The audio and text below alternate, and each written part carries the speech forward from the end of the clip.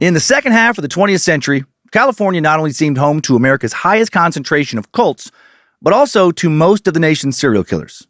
We've already covered so many of them here.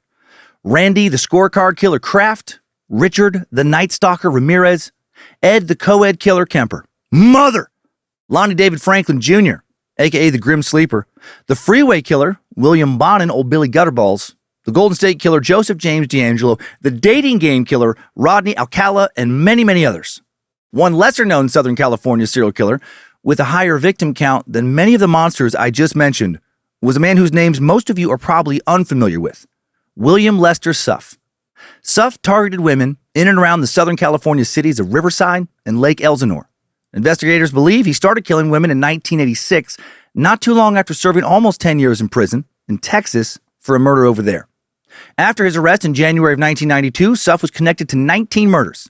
Some suspect the number could be much higher. Many believe that Suff is virtually unknown due to his victim demographic. Local sex workers, many of whom had criminal records and were struggling with addiction. Bill picked up these vulnerable women in his van and murdered them soon afterwards. In several cases, he remained at the crime scene to mutilate his victims by cutting their breasts off, posing them in sexual positions, always making sure to expose needle marks on their inner arms. Others were placed in dumpster enclosures as if the killer were telling the police exactly what he thought of these women. To most, for the entirety of his murder spree, Bill Suff seemed like a normal guy. He worked for Riverside County as a stock clerk, helpfully delivered office supplies to law enforcement members of the very task force created to catch him. Sociopaths can truly hide their real natures from just about anybody. Behind the mask of a sweet, kind man was the real Bill, a violent predator who harbored a hatred of sex workers, hatred of women in general, really, a man who was incredibly abusive to his wives and his own children.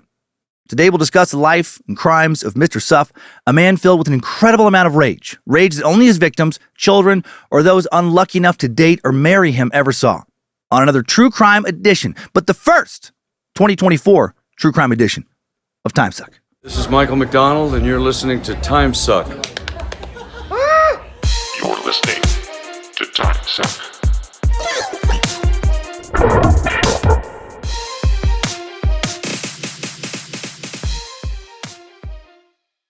Happy Monday, meat sacks. Welcome to another installment of the Cult of the Curious. I'm Dan Cummins, Suck Nasty, your one and only true twin flame. Don't let anybody tell you different. It's guaranteed. Divine masculine, confused mind alignment process intern. And you are listening to Timesuck. Hail Nimrod, hail Lucifina, praise be to good boy Bojangles, and glory be to Triple M, and no announcements today. How about them apples? Ready to hear about a real naughty boy? And I'm not just talking about some guy who just won't go pee-pee on the potty like a good boy. This guy's a true fucking monster. It seems like something snapped in this dude during his teen years. And he just kept getting worse and worse and worse until they finally put him away for good. Let's meet him.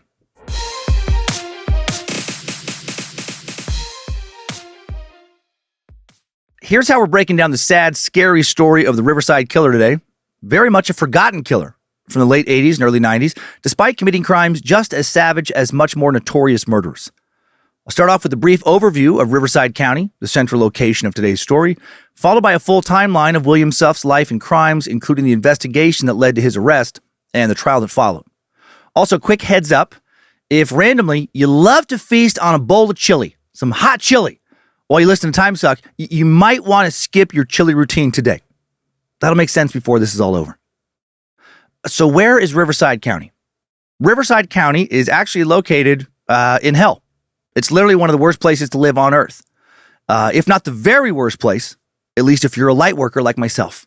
With a current population of roughly 2.5 million people, over 2.4 million of them are confirmed as state level 3 or higher demon zombies. The highest concentration of demonic zombies in the U.S. and possibly the world. Not all of the world's countries are taking Chad Daybell's very important and true warnings regarding demon zombie infestation seriously. So unfortunately, we don't have demon zombie census data from all the places we should. And so there's a small chance some other place, could be worse. But I doubt it. Based on current demon zombie numbers, Riverside makes Sodom and Gomorrah look like Jerusalem and Bethlehem. There's actually a popular saying regarding all of this in Riverside. Throw an orange in any direction and a demon's bound to catch it. and they'll never give it back. And now you'll have one less orange than you had before you threw it. And that's not like the worst thing ever, but it's still kind of a bummer if you really think about it, because that might have been the tastiest orange you were ever going to have. Now, for the rest of your life, every time you eat another tasty orange, you're probably going to think, yeah, this orange is tasty, but I wonder if it's as tasty as the one I accidentally threw that stupid demon in Riverside. I didn't say it was a good saying. It's just a popular one. Riverside's also known for having a lot of really bad, too long, why couldn't someone have edited that down a bit, sayings. And I'm, of course, spouting a bunch of nonsense, a bunch of gibberish. Riverside County is located in Southern California, east of Anaheim, with a current population of about 2.5 million people. That part was true. It is the 4th most populated county in California, the 10th most populated county in the U.S., despite the eastern half of the county being pretty sparsely populated, with most of the mystical Joshua Tree National Park falling inside the county lines. Riverside County is part of an area known as Southern California's Inland Empire, defined as a metropolitan area or region inland of and adjacent to coastal Southern California. The county spans from the east end of the greater Los Angeles area all the way to the Arizona border, Coachella of music festival fame, and Palm Springs of golf, spa resort, and mid-century modern architecture fame, located in the Coachella Valley region of Riverside County. Its county seat is the city of Riverside, 12th most populous city in California, 59th most populous city in the U.S., with approximately 315,000 residents. Riverside also a principal city in the nation's 13th largest metropolitan statistical area, the Riverside San Bernardino, Ontario MSA, with a population of almost exactly 4.6 million people, as of the last census, ranking just ahead of Detroit, Michigan, and just behind San Francisco. Their MSAs. The city is named for its location beside the Santa Ana River, and the county is named after the city. The county's European origins date back to the very end of the 18th century when Spaniards first established the Mission San Luis Rey de Francia at an indigenous village in Temescal, June 12, 1798. The current church, built in 1815, the third church built at that location. After the signing of the Treaty of Cordoba in 1821, Mexico gained independence from Spain. A little over a decade later, after the Mexican government passed the Mexican Secularization Act of 1833, California missions were desecularized and became government property. And then a series of land grants were issued throughout California. Several massive ranches were established in Riverside County in the late 1830s, 1840s. The no longer there town of La Placita, founded in modern-day North Riverside in 1843. It was the first real Mexican town of the area, and for a few years, the largest colonial settlement between L.A. and New Mexico.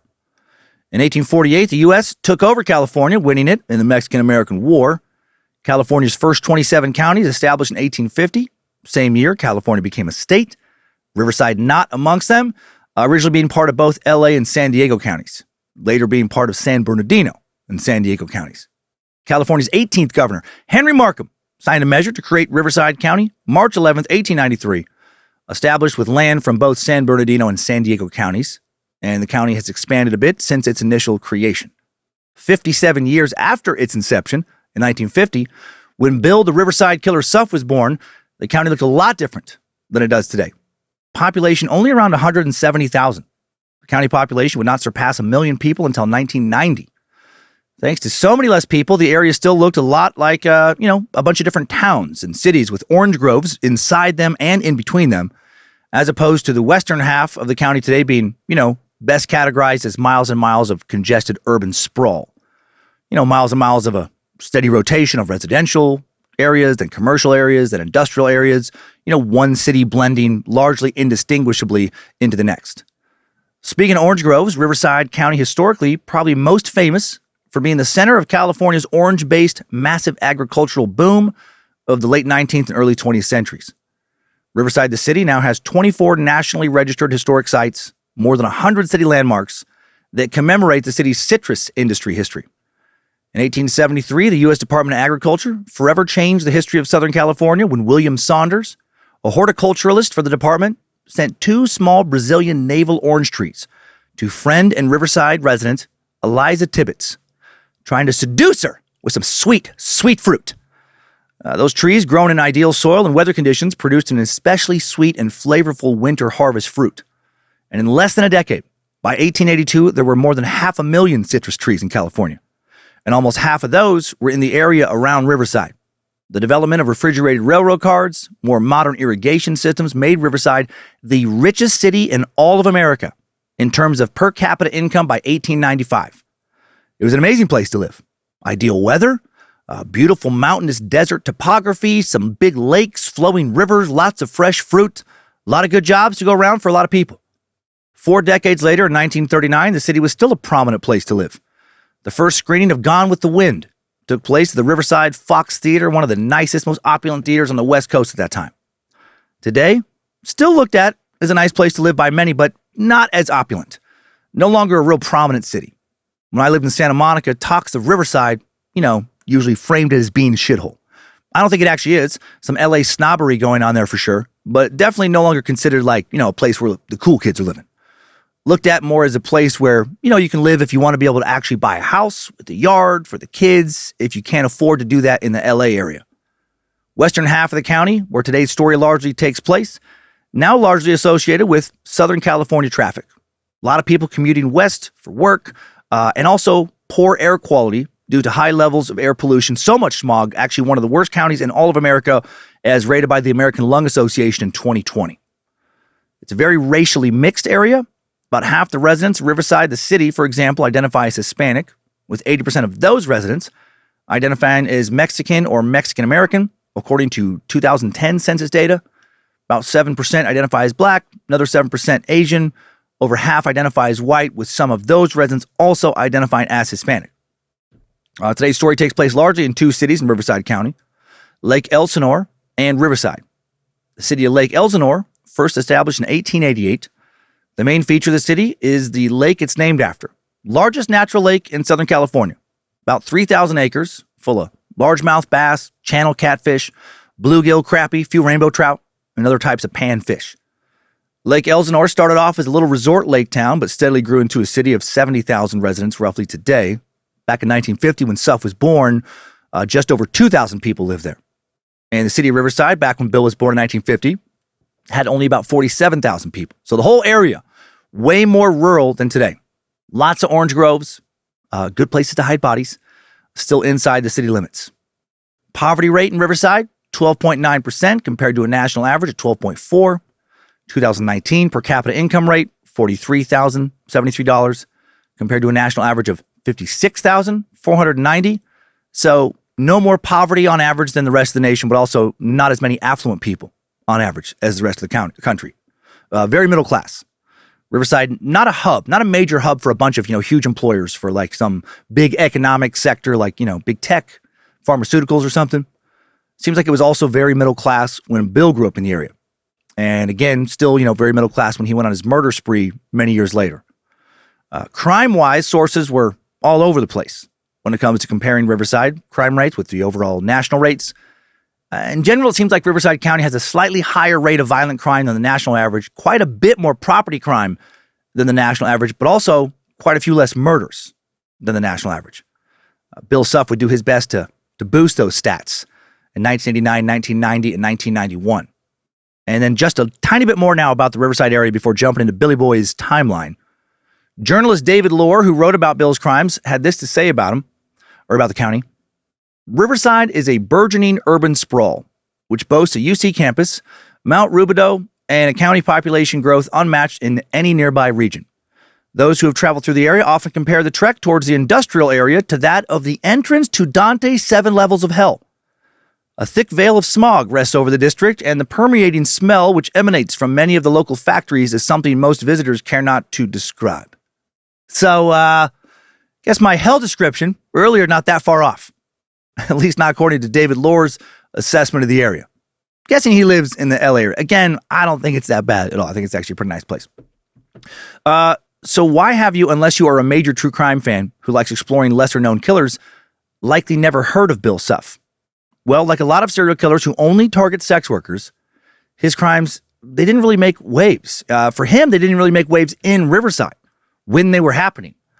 Back when Billy was killing, because of who he targeted, the overall population didn't seem all that bothered about the murders. Not a surplus of empathy back in Riverside in the late 80s and early 90s. The area sadly reflected a lot of the nation's collective attitude towards sex workers at the time. They were terribly immoral women who, if they didn't want to get murdered, well, they should have had the decency to not sell their ass on the street. And if they, chose to do that, well, then I guess they deserved whatever terrible consequences awaited them. That really was the attitude. Sex workers were seen as subhuman in a lot of places. Definitely seems like they were viewed that way in Riverside. A blight upon the moral fabric of the area, a disease that needed treatment. And, one way to treat it was to remove it.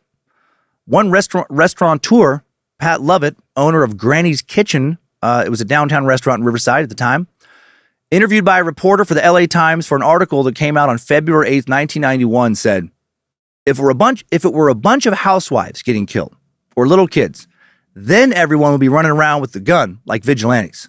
But if it's prostitutes, people figure it's no concern of theirs. It's just sex workers, so, fuck them. If they didn't want to die, well, they should have just went back to school, made something of themselves, right? They're not my daughters, sisters, or mom, so why should I care? Same article, the sentiment echoed by an unnamed clerk at Elsinore Office Products. When asked if she was worried about the murders and informed of a new killing, she said, there was another one? I'm not real concerned. It's not the kind of people I have anything to do with, so I really haven't given it much thought. Jesus. And then one more from this article, the worst one. A real estate agent who declined to give their name because I'm guessing, they knew they were being a huge piece of shit when they said this. They noted that the murders might scare away a few buyers, or who knows, maybe it would make the area even more appealing. Might be a good thing. He or she said, but probably he. It's not like we have a hillside strangler here. We have a health nut. He's just cleaning up the town a little. Jesus Christ. He actually fucking said that in the newspaper. A serial killer? I see him as a health nut. Just cleaning up the streets a little bit, right? He's not killing people. He's killing sex workers. That's the kind of comment I would feel like a killer would read and use it as fuel to commit more killings, right? I'm doing a good thing. Just cleaning up the streets. Why are they trying to arrest me? I should be given a fucking medal, key to the city, throwing a parade. Bill Suff knew that the majority of people living in and around Riverside held real negative feelings about sex workers. He spoke often during his killing spree about how terrible they were. And I bet he almost found a real receptive audience, for comments he made. Now let's meet the man known as the Riverside Killer, or the Riverside Prostitute Killer, or the Lake Elsinore Killer in the Timesuck timeline after just a quick note about names. Our main source for the timeline, and the best source out there about William Suff, from what we can tell, is The Riverside Killer, written by Christine Kears, former Riverside detective and actually a member of the task force that took Bill down, and then true crime author Dennis St. Pierre, and this book was published in 1996. The authors changed a lot of people's names for privacy reasons, including the name of Bill Suff's first wife, the names of some roommates. We actually got his wife's name for some newspaper articles. Changed the names for most of his family members. They were entirely omitted in the book.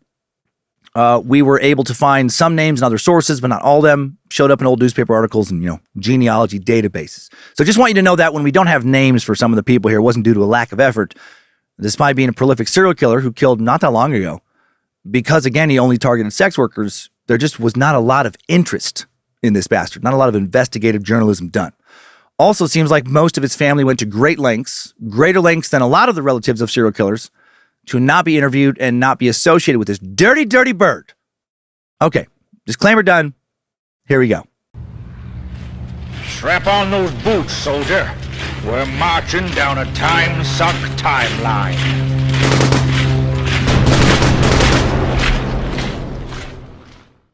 August 20th, 1950, William Lester Suff, born in Torrance, California. Torrance located in LA County, almost exactly 70 miles west of Riverside. Back in 1950, the population there about 22,000. Today, it's about 150,000. The city boasts a long list of associations with notable people, including Chuck Norris.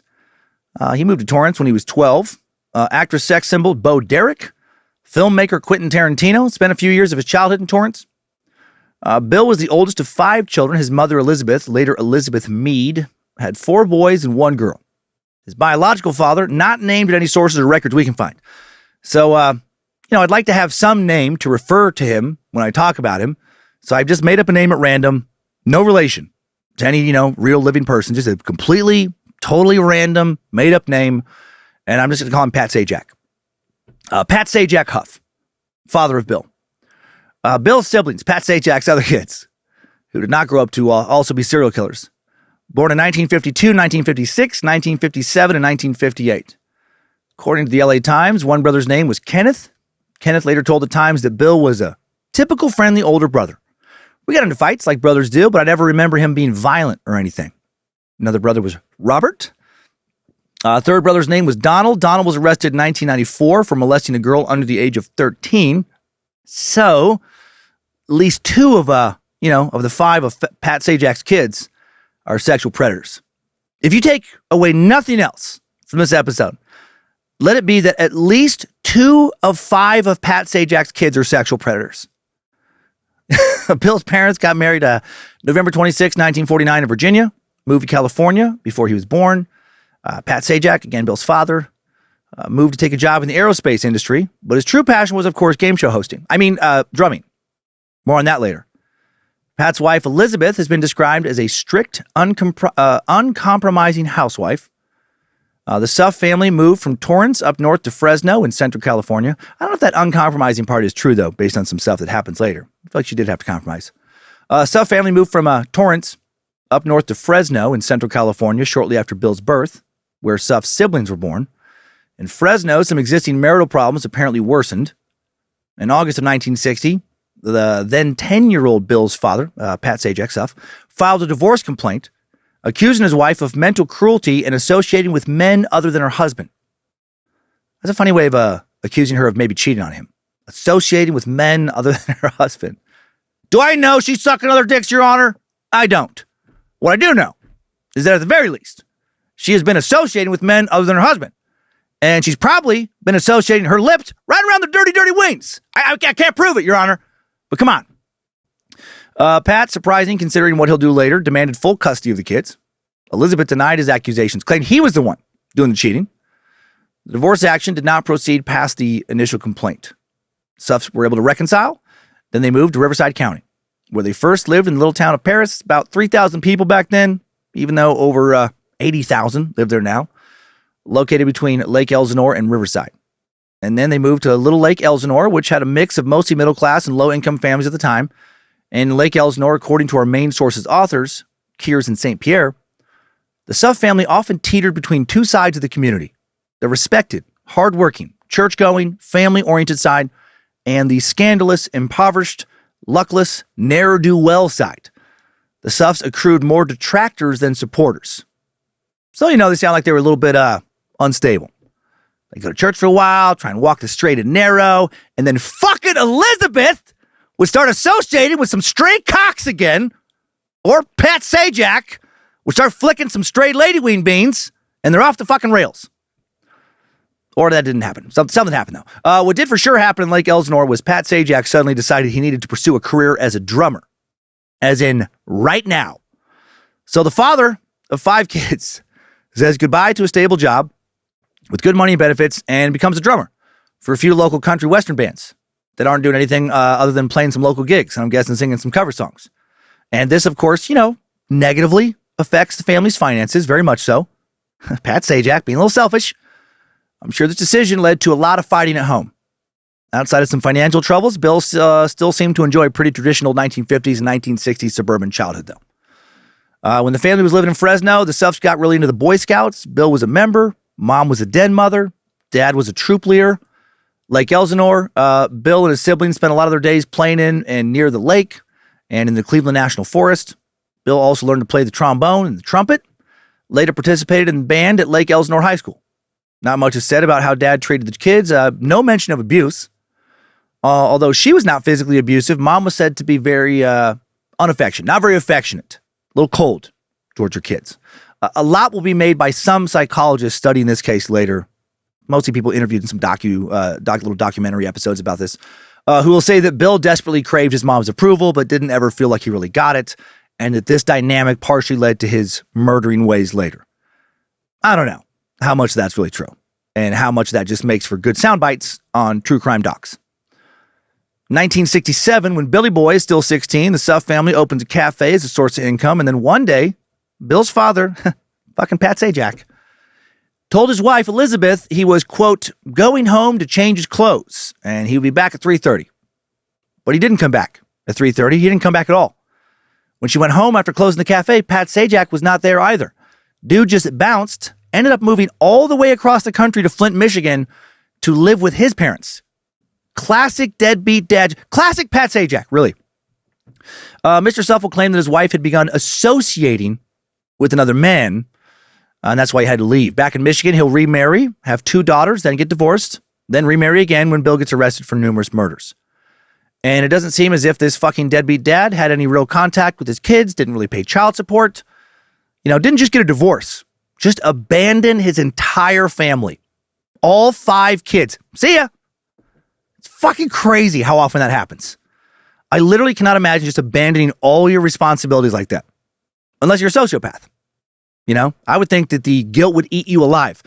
However, I have learned here over and over that so many of us meat sacks are so good at rationalizing our terrible choices and blaming everyone but ourselves when it comes to us doing bad shit. Right? Guessing he just told everyone who would listen that it was all Elizabeth's fault. Right? She forced him out. She left him no choice.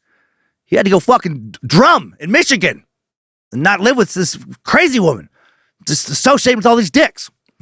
After the Suff's divorce was granted in February 1968, Elizabeth would have to go on welfare for herself and 5 kids to, put food on the table. So fuck Pat Sajak. And now Bill takes on a paternal role with his siblings, quote, following at times in the strict critical pattern his mother presented. That didn't help foster a positive relationship with his siblings. Bill apparently felt distant, separated from his brothers and his sister, although he will still occasionally spend time with them, or at least his brothers, when they're all adults. Sister is not really mentioned. She might have been like, fuck that guy. Fuck that creepy guy. He also supposedly was the most responsible of the 4 Suff boys when they were young. He was actually the good kid. He was the one who tried to keep his younger siblings out of trouble. Interestingly, some of his brothers allegedly did shit like hurting animals and starting fires, but not Bill. Not Billy Goodboy. Internally, he was clearly dealing with a lot of dark thoughts and impulses based on his later behavior that wouldn't take very long once he left the house to express.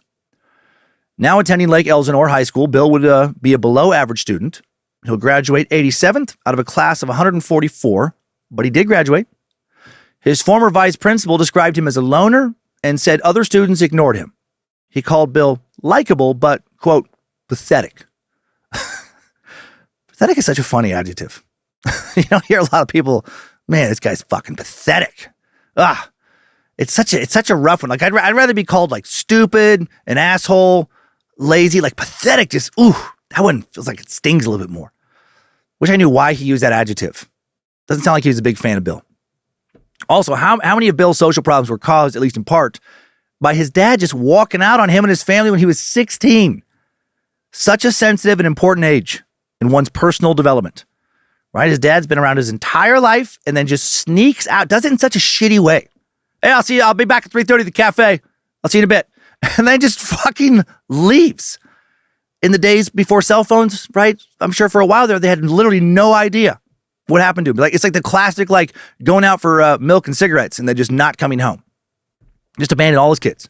That's got to do some serious psychological damage. Still, Bill does not immediately become a delinquent. No record of him being violent or showing any real red flag behavior while in high school. Despite being perceived by some as being a pathetic loner, he was involved in band, chess club. He attended regular services with his family at the Temple Baptist Church in Paris. Also enjoyed painting and music. Soon as a young adult, Bill will become aggressive and develop a disturbing pattern of violent behavior. Have trouble keeping a job. Develop a pretty bad habit of stealing or borrowing money from people without paying them back. It is crazy how he goes from seems like this pretty good, high school kid. Yeah, loner, but like involved in a lot of things. Not the best grades, but getting good enough grades to graduate. And then just like really goes off the rails a couple years later. We'll see throughout the timeline, he was very good at compartmentalization and would only show the terrible side of himself to some people. Maybe he was just, doing that in high school too. Maybe he's doing some sneaky shit I never got caught for. To most, right up until his arrest, he was able to hide his true nature and come across as a pretty, nice, helpful guy. At the 1968 Rose Bowl game in Pasadena, January 1st, which Bill attended with his high school band, a chance encounter changes his life. He sees a pretty girl, his twin flame, sitting in the stands, who will later, again, very much regret meeting this soon-to-be fucking psychopath. She was wearing white jeans. They were dusty from the seats. He'd let her know that the back of her jeans had some dust on them. They started flirting. Then he managed to talk to this girl, Terrell, into going on a date. She reportedly liked his sense of humor. Terrell later said that Bill seemed very nice, good-looking, pleasant. The kind of guy a young girl would want to meet because he seemed very sincere. Terrell was just 15. Bill was not quite 18. After the two date for most of 1968 with no known incidents, following Bill graduating from high school in the spring, in January of 1969, still not sure what he wants to do with his life, not sure where he was working in the fall of 68, Bill enlists in the Air Force. Also proposes to Terrell, and they do get engaged. She didn't want to get married anytime soon. She'd promised her parents she would wait to get married until she graduated high school, but this plan will change. Bill completed basic training at the Lackland Air Force Base in San Antonio, Texas. He attended drum and bugle school, spent 6 months at the Shepherd Air Force Base in Wichita Falls, Texas, near the Oklahoma border, did some medical training there, then assigned to the Carswell Air Force Base in Fort Worth, Texas, where he worked as an aide in the pediatric ward of the base hospital. Then while in Carswell, Terrell called Bill, told him she would have to end their engagement. She had been the victim of acquaintance rape and had become pregnant. She didn't want to have an abortion for religious reasons, as she was a Jehovah's Witness, and she thought the right thing to do would be to put the baby up for adoption and end the relationship. Bill tells Terrell still wants to marry her, and he wants to keep and raise the baby. Overjoyed, thinking he is such a good dude, she agrees. If only she knew how complicated all of this would get and how Bill, who was really sweet right now, would reveal himself to not be sweet at all very soon. This incident maybe also changed him. Maybe he blamed her for somehow allowing herself to be raped, right? Just fucking old school shitty thoughts about it. He certainly will get very possessive and real abusive towards her following this. December 13th, 1969, Bill Terrell to get married in Paris, California, so she won't have to face the social stigma at that time that came with being unmarried and pregnant while still in high school. But then Bill shares that now he's having second thoughts about the baby. You know what? He actually doesn't want to raise it. He and his family convinced Terrell that she is too young to take care of a baby, and now once again she plans to give the baby up for adoption. Bill returns to Texas, promises to have his new bride come live with him after she has the baby, but then in order to be back in California for the birth, Bill gets the emergency leave he needs by telling his commanding officer that his baby had unexpectedly passed away. So he tells this big lie. Then when he arrives back in California, Terrell tells Bill she now is having second thoughts about giving the baby up for adoption. She wants to keep the baby. Bill's not having this. He tells her that he had lied to get emergency leave and that they will both go to prison if the military finds out. Right? He tells her that she simply cannot come live with him in Texas if she brings her baby. Terrell believes him about the possibility of her also being arrested, even though that's a bunch of bullshit. She would have never gotten in trouble for any of this. And now she gives the baby to Bill's mom, Elizabeth, who has just remarried. And Elizabeth and her new husband take custody of the little girl who is named Dina, and they decide to raise her as Bill's sister. So this is all pretty fucking weird, right? Weird that they're going to raise her as Bill's sister. Weird that they don't plan on ever telling her that her sister-in-law is actually her mom. And Bill showing some major manipulative tendencies here, telling a big lie to his commanding officers, followed by another big lie to his new wife. Terrell, pressured into signing adoption papers, does so in April of 1970, before then going to live with Bill in Texas after she graduates high school. Down in Texas, Bill and Terrell almost immediately began to have marital problems. Bill, extremely insecure and a jealous young man, and just starts doing some crazy shit right off the rip. During one argument about his controlling behavior, Terrell tells him that she was a woman and not his possession.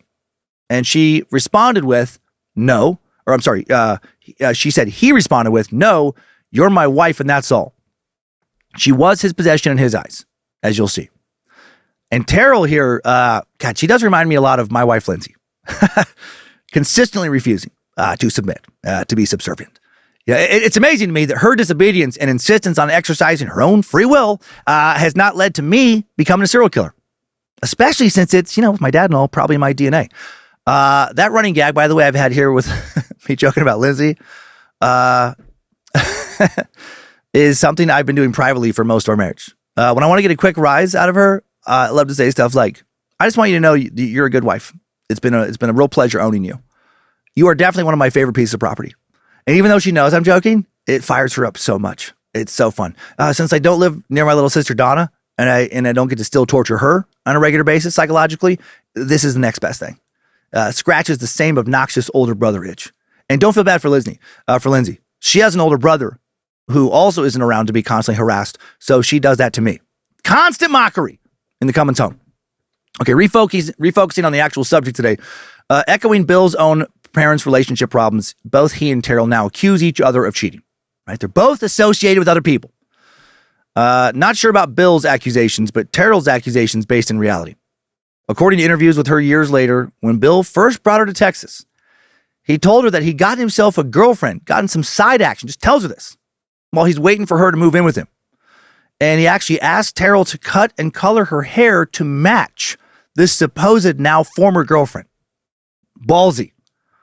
Lindsay might literally fucking murder me for doing something like that. When Terrell refused to grant this ridiculous request, she said that Bill threw her across the room. So cheating, physical abuse, and they've just begun their marriage. Cheating and physical abuse after Bill lied to her about wanting to keep and raise her baby. After lying about how she couldn't bring the baby to Texas, because she'd go to prison. So many red flags, telling her to get the fuck out now. But Terrell is very young. She's already lived through the stigma of being pregnant in high school, a pregnancy from being raped back when, people less likely to believe rape victims than they are now. I'm guessing her self-esteem, not great. And that she would, not get a lot of social support for becoming a woman who has had a baby and a divorce before the age of 20. So she stays.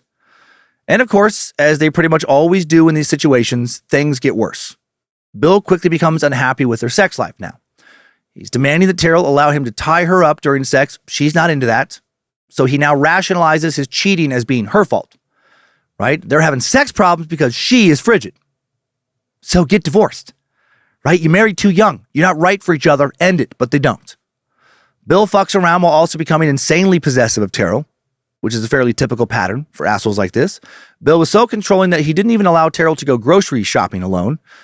He would call her several times a day to check on her while she was working at a restaurant as a waitress, making sure she's not sneaking off and fucking somebody, not associating with other men who aren't her husband. Like father, like son, perhaps here. Maybe a chip off the old Pat Sajak block. Terrell will tell authors Kears and St. Pierre, Bill could be very quiet and very wimpy. He could also be very strong and domineering, depending on what he thought was needed at that moment. So, he's super manipulative. And that sentiment will be echoed by others later. One day, Terrell threatens to leave Bill during another argument. She still worked as a waitress, and Bill would accuse her of cheating on him, even if she came home late, even if it was just like a few minutes. Just enough time to associate a dick right into her mouth. Bill would tell her shit like how, she wouldn't survive without him. Terrell shouted at him after this one time she comes home a little bit late, that she would make it on her own, even if she had to, quote, be a prostitute. And following that comment, Bill slaps her so hard he knocks her across the kitchen. The abuse is escalating, as it almost always does in these situations. Terrell will leave Bill twice while they lived in Texas. The first time she left for a week. She called her mom for advice, and her mom told her she should go back and work things out with him. Of course, right? Unfortunate sign of the times. Who cares if he hits you, calls you names, accuses you of cheating constantly? He's your husband. Best to just figure out what you're doing to make him want to hit you and knock that off. This right here, one of the reasons why it's so important to talk about mental health, domestic violence, women's rights. If people hadn't talked about shit like this the past half century, if the feminists that the incel community so despise for fighting for women's independence hadn't have fought for that, this could easily still be the social norm today. December of 1970. Bill, just 20 years old now, discharged from the Air Force despite signing a 4-year contract 2 years earlier. His records about the discharge are sealed. He'll later testify that he was honorably discharged, but one of his brothers told authors Kears and St. Pierre, not true, he was dishonorably discharged. Another source indicated to the authors that he was discharged because he could not function in a military environment, whatever that means. What did he do? We'll probably never know. But clearly young Bill, struggling in various aspects of his life, personal and professional. Over the next few years, Bill will struggle to stay gainfully employed, so abusive and fucking lazy. He's quite the catch. He and Terrell struggle to make ends meet. Terrell continues to work as a waitress, will also work sometimes as a telemarketer. Bill will work short stints as a fry cook, delivery truck driver, ambulance aide, warehouse worker, and parking lot attendant in Texas. And he'll lose nearly all those jobs by getting fired, as opposed to quitting. He's not only fired from his job as a parking lot attendant, also arrested and convicted of auto theft. So not doing great. Suff's future defense attorney in his murder trial, the trial about, the murders he committed, John L. Gamboa, said it probably troubled him deeply to be an intelligent, extremely manipulative man, obviously not reaching his potential. He felt like he was dealt a bad blow in life, just one of those people who just didn't seem to fit in. Right? Playing the victim, classic loser move. I like how even his defense attorney refers to him as being not just manipulative, but extremely manipulative. Bill continues, unsurprisingly, being jealous and controlling of Terrell. One day, when Terrell is about 9 months pregnant with her second child, she and Bill walking home from the movies when a group of guys whistled at her, catcalled from their car. Terrell told Kears and St. Pierre, Bill went absolutely apeshit over it. He started screaming at them, then screaming at me. Who are they? I said, hell, I don't know. Then he was chasing them down the street, threatening to kill them. I said, Christ almighty, Bill, I'm pregnant. How sexy can I be when I'm almost 9 months pregnant? He calmed down after that, but it was kind of unnerving. The couple's first child, Pat Sajak Huff, named after his grandfather, born November 27, 1971. He was not named Pat Sajak. He was named William Lester Suff, Jr. And poor little Billy, not born into a happy or safe home at all. Bill Suff, easily one of the worst dads we have come across here. He always seemed to have a variety of mysterious bruises on his body, starting when he was just a few months old, little Billy. Those bruises consistently would show up after Bill had been watching him. So weird. Bill will tell Terrell that he was injured by things like, the knob on the cradle. He just fell down. But then Terrell saw Bill slap little Billy in the face because he was fussy due to teething. Literally slapped a fucking baby in the face. A baby about 3 or 4 months old when this happened. She told Bill to never do that again. He responded that Billy needed to learn to stop crying when he told him to. Yeah, dude, that's not how fucking babies work. Their brains, much like yours, not fully developed. Bill just keeps establishing himself as a bigger and bigger piece of shit, right? Couldn't hack it in the military, can't hold a job, beats his wife, beats his baby, pathetic loner in high school. Good thing he didn't try and raise Terrell's first baby. If this is how he treats his own son, how would he have treated a baby that was not his? Speaking of babies, March 10th, 1972, little Billy goes to the hospital for severe bruises across his face, abdomen, and back. Jesus Christ. Bill claimed, he hit himself with a rocking crib. How many times, Bill? Little Billy was transferred to child welfare, but the caseworker could not keep him in state custody for an extended period of time without further, legal action, something fucking red tape bullshit. He goes back to his parents. Back home, Bill's violence does not stop with his wife and child. It extends to family pets as well. One day, a new family kitten was standing in the doorway, meowing. After screaming at it to shut up, Bill shoots the kitten in the head with a BB gun and kills it. Terrell freaks out, and then he tells her it was just an accident. He was just trying to scare it. Bojangles actually thinks this part of the story is pretty funny. Bad Bojangles, bad dog. Despite all the abuse, Terrell stays and gets pregnant again. And on July 20th, 1973, Bill and Terrell's daughter, Dejanay Jean Suff, is born. And she is quickly nicknamed Dee Dee. And Bill, right from the start, does not give a fuck about Dee Dee. Does not want her. Starting to seem like this guy just hates women in general, probably hates mama, hates his wife, now hates his infant daughter. He straight up tries to give Dee Dee away to the neighbors, but they refuse to take her. Then when she is just a month old, Terrell starts to notice bruises on Dee Dee's body. Bill tells her that little Billy is the one causing the bruises. He's just hugging Dee Dee too hard. He insists that he knew what he was talking about here because, he used to work at the pediatric ward at the base hospital, before the army kicked him out for being a piece of shit. Wonder what the fuck he did to the kids under his care there. Did he sneak in some abuse? Was that why he was discharged? I would not be surprised. A few weeks later, after more mysterious but not really that mysterious bruises show up, on the night of September 24th, 1973, 2-month-old Dee Dee starts vomiting. Terrell wants to take her to the hospital. Bill says it's not necessary. He brings up his experience at the pediatric ward. He's like, nah, I got this. Very next day, Terrell's at work now. Bill's at home watching and beating the shit out of the kids. Calls his wife at noon saying, it's Dee Dee, come home quick. When Terrell gets home, Bill's crying. Then he says some weird shit. He says, please don't hate me for leaving her. Please don't hate the world. Hate the world? What's he talking about? Terrell now sees that her bruised daughter is not breathing. She calls 911. Dee Dee is pronounced dead on arrival at the hospital. Bill told the police he was cleaning the living room while Dee Dee was in the bedroom. When he went to check on her, he said he found her face down on the floor, not in her bed, didn't detect any vital signs, and then ran to a payphone, not to call the fucking ambulance, but to call Terrell. After the police left, Bill tells Terrell a different story, a ludicrous, outrageous, get the fuck out of here, that did not happen story. Bill explains to her that he was not a member of the Air Force. That was a cover story for his real job as a CIA operative. Right, of course. He was a big-time, elite CIA agent, cream of the crop, super spy. Very important man, everybody. He told her that he had briefly gone outside, and that while he was out, someone else from the CIA snuck into their apartment, killed Dee Dee as a message to stay quiet about something. But that seems reasonable. But Terrell knew that Bill had told the police he didn't know who had killed Dee Dee, and he said that little Billy may have hurt her while he was out using the payphone. And then the autopsy report comes back, and you might want to hit the skip button for this next part. Just skip 30 seconds ahead if you don't want to hear how Dee Dee died. I know we talk about a lot of brutal shit here, but we tend not to talk about it being done to babies. This is fucking brutal. But here we go if you're still listening. Dejanay Suff died from a wild amount of physical abuse. Bill had ruptured her liver. Medical experts later testified that extreme force is necessary to rupture a liver, that it literally wouldn't be possible for little Billy to apply that kind of force.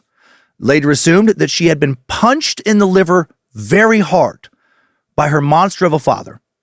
Dee Dee, also covered with bruises, had serious injuries that were 2 to 3 weeks old. This is a barely 2-month-old baby.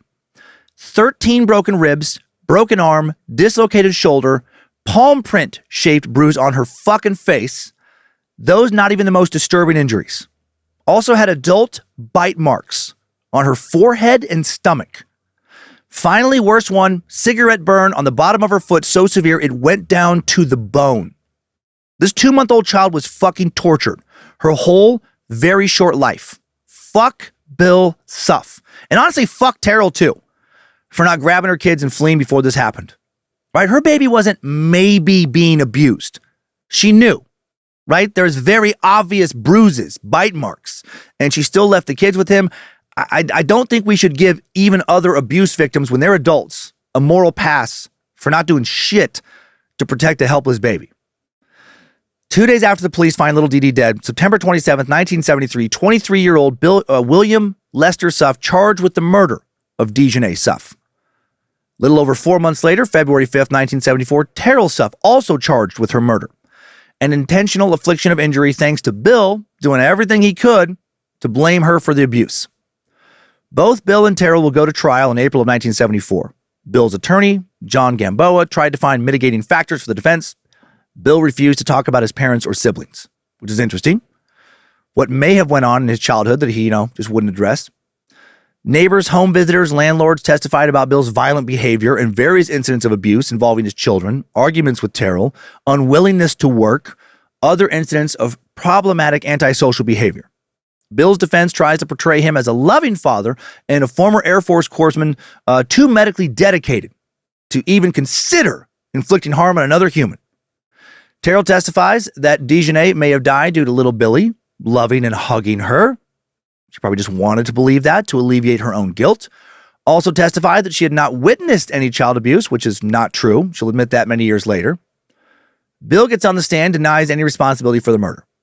April 11th, 1974, both Bill and Terrell, convicted of murder, both receive 70-year sentences. And then Bill gets another 3 years on a separate theft charge. Then on January 21st, 1976, the State Court of Criminal Appeals upholds Bill's murder conviction but reverses Terrell's conviction. The appeals court found that there was no evidence Terrell had been involved in the murder of her child. So Terrell now begins divorce proceedings. She tells Bill, "I just want a divorce. I just want my maiden name back. I don't want anything from you. I just want out of the marriage." What? I thought they were twin flames. Guess not. Bill wrote her a letter that said, he is such a piece of shit. This is what his letter said. "I'm surprised and very deeply hurt. Why, oh why, are you filing for divorce? That's a very wicked thing to do. What's more, it doesn't sound like the devout Jehovah's Witness you profess to be. Well, if that's what you really want, I'll not contest it in any way, shape, or manner. Let your conscience be your guide." The fucking nerve of this baby torturing, wife beating piece of shit to talk to anybody about their conscience. Fuck this guy. Why wasn't he murdered in prison? Come on, Texas. This is Texas in the 70s. Disappointed in the Texas penal system for not accidentally letting a prison gang have unsupervised access to Bill for, 5-10 minutes. Just enough time to beat that sick fuck to death. Time to rupture his liver. Put some cigarettes on him and shit. Bill even wrote a letter to Terrell's mother trying to blame her for the murder. He wrote that he was religious enough to forgive Terrell and would still love her. Oh my God. He claimed that he had passed 2 polygraphs, but Terrell had refused 3 times to take one. What do you make of that? I don't know. Part of his letter stated, quote, only Jehovah knows who caused the death. Well, the fucking jury knew, you piece of shit. Only Jehovah knows who caused the death and can judge the guilty person or forgive that person. All I can do is forgive and ask Jehovah's blessing for those that have done me wrong. Right? Terrell, I've been praying for Jehovah to bless and forgive Terrell. For any thoughts of divorce she may have in her mind, I've already forgiven her. God, he's so noble. He's so righteous. He ended with, if, and I have to say if because I do not know, if Terrell is responsible for Dejanay's death, I have to forgive her for that too. I know that I didn't hurt Dejanay, and so does Jehovah. In this moment, I hope that hell is real, and I hope he's burning alive there. The divorce, well, I guess he couldn't be burned alive because he's not dead, but I hope he's going to be burning alive there. The divorce finalized February 25th, 1976. Around the same time, little Billy diagnosed with intellectual problems due to the physical abuse he suffered at Bill's hands. So before being arrested, he beat one kid to death, left the other kid with brain damage. Terrell and Bill both relinquished their parental rights in October. Good. And little Billy's adopted. According to Kears in St. Pierre, Billy was able to grow up normally with almost no symptoms of his original problems. Luckily, the brain can largely heal itself sometimes, especially when the abuse happens when someone's very young. Meanwhile, Bill is a model prisoner. He, of course, lied to other inmates. Said he said he was in prison for attacking his wife's lover. Too bad someone familiar with what he really didn't leak that accidentally to the other prisoners. One of the many reasons I could never be a correctional officer. I don't think I'd be able to help myself. Hey, Jack. I see you've been spending a lot of time with the new guy, Billy. I'm surprised. I just didn't take you for a guy who liked to get friendly with, baby killers. Oh, no, he beat his daughter to death, tortured her too. In a situation like that, I would lie. I would make up some other shit too. Yeah, he probably molested her. He definitely molested some other kids, definitely raped them. Some of the neighbor kids. Brutal stuff. Whew. Almost raped him to death. Anyway, have fun with your new pedo baby killing buddy. Guess maybe you're one of those guys. And then maybe I'd accidentally drop a shiv on the ground. Ha! Would you look at that? Anyway, take care, Jack. Do the right thing. While in prison, Bill the human turd participated in the prison band. Even got his bachelor's degree in sociology in 1980. That's cool. He'd make a great social worker, clearly. March of 1984, after serving just 9 years and 9 months for torturing and beating his fucking baby to death, he's paroled. What's the fucking point of giving somebody a 70-year sentence, actually 73 years with the other charge, if they can just get out in less than 10? It's a stupid little game. Why is anyone ever released? Ever. After beating a baby to death? I feel like that specific crime should always carry, at minimum, a life sentence with no possibility of parole. We should pass a new national law. If you abuse a child to death, there's literally no chance in hell you ever go free again. We could call it the fuck you forever baby killer law. Also, maybe with that law, you get baby killer fucking tattooed on your forehead. And baby killers should be given the least amount of freedom while in prison. There should be special cells for baby killers that are like 3 foot by 3 foot. Guards, how am I supposed to ever lay down? Well, that's not my problem. Baby killer, how about you go fuck yourself? Guards, my back is killing me. From not being able to lay down. I had to see a doctor. No, you don't. Not going to happen. Tough shit, baby killer. If you want to get your back to feel better, well, you probably need to invent a time machine. What? Well, so you can go back and not kill a baby, you piece of shit. If you can go back in time and not kill a baby, well, your problems will be solved. This fucker's released because prisons in Texas at the time were overcrowded, and he was classified as a low-risk offender. I feel like a better way to deal with prison overcrowding would be to just execute baby killers. We can start with baby killers. Then execute pedophiles and rapists and murderers with multiple offenses. And if the prison is still crowded, now we execute, and just quickly, pedophiles and rapists and murderers with single offenses. That would really cut down on overcrowding. Oh, and also, maybe more importantly, we release everyone in prison for non-violent drug offenses. Now there's so much room for the worst of the worst. Easy peasy, problem solved. Bill wrote in his residence plan that he wanted to move to California. Officials in Texas and California approved the plan, and now he's paroled to Riverside County. They should have denied him. What do you want to do? Move to California? No. Why not? Well, because you're a baby killer. So, fuck you and what you want to do forever. Nice talk.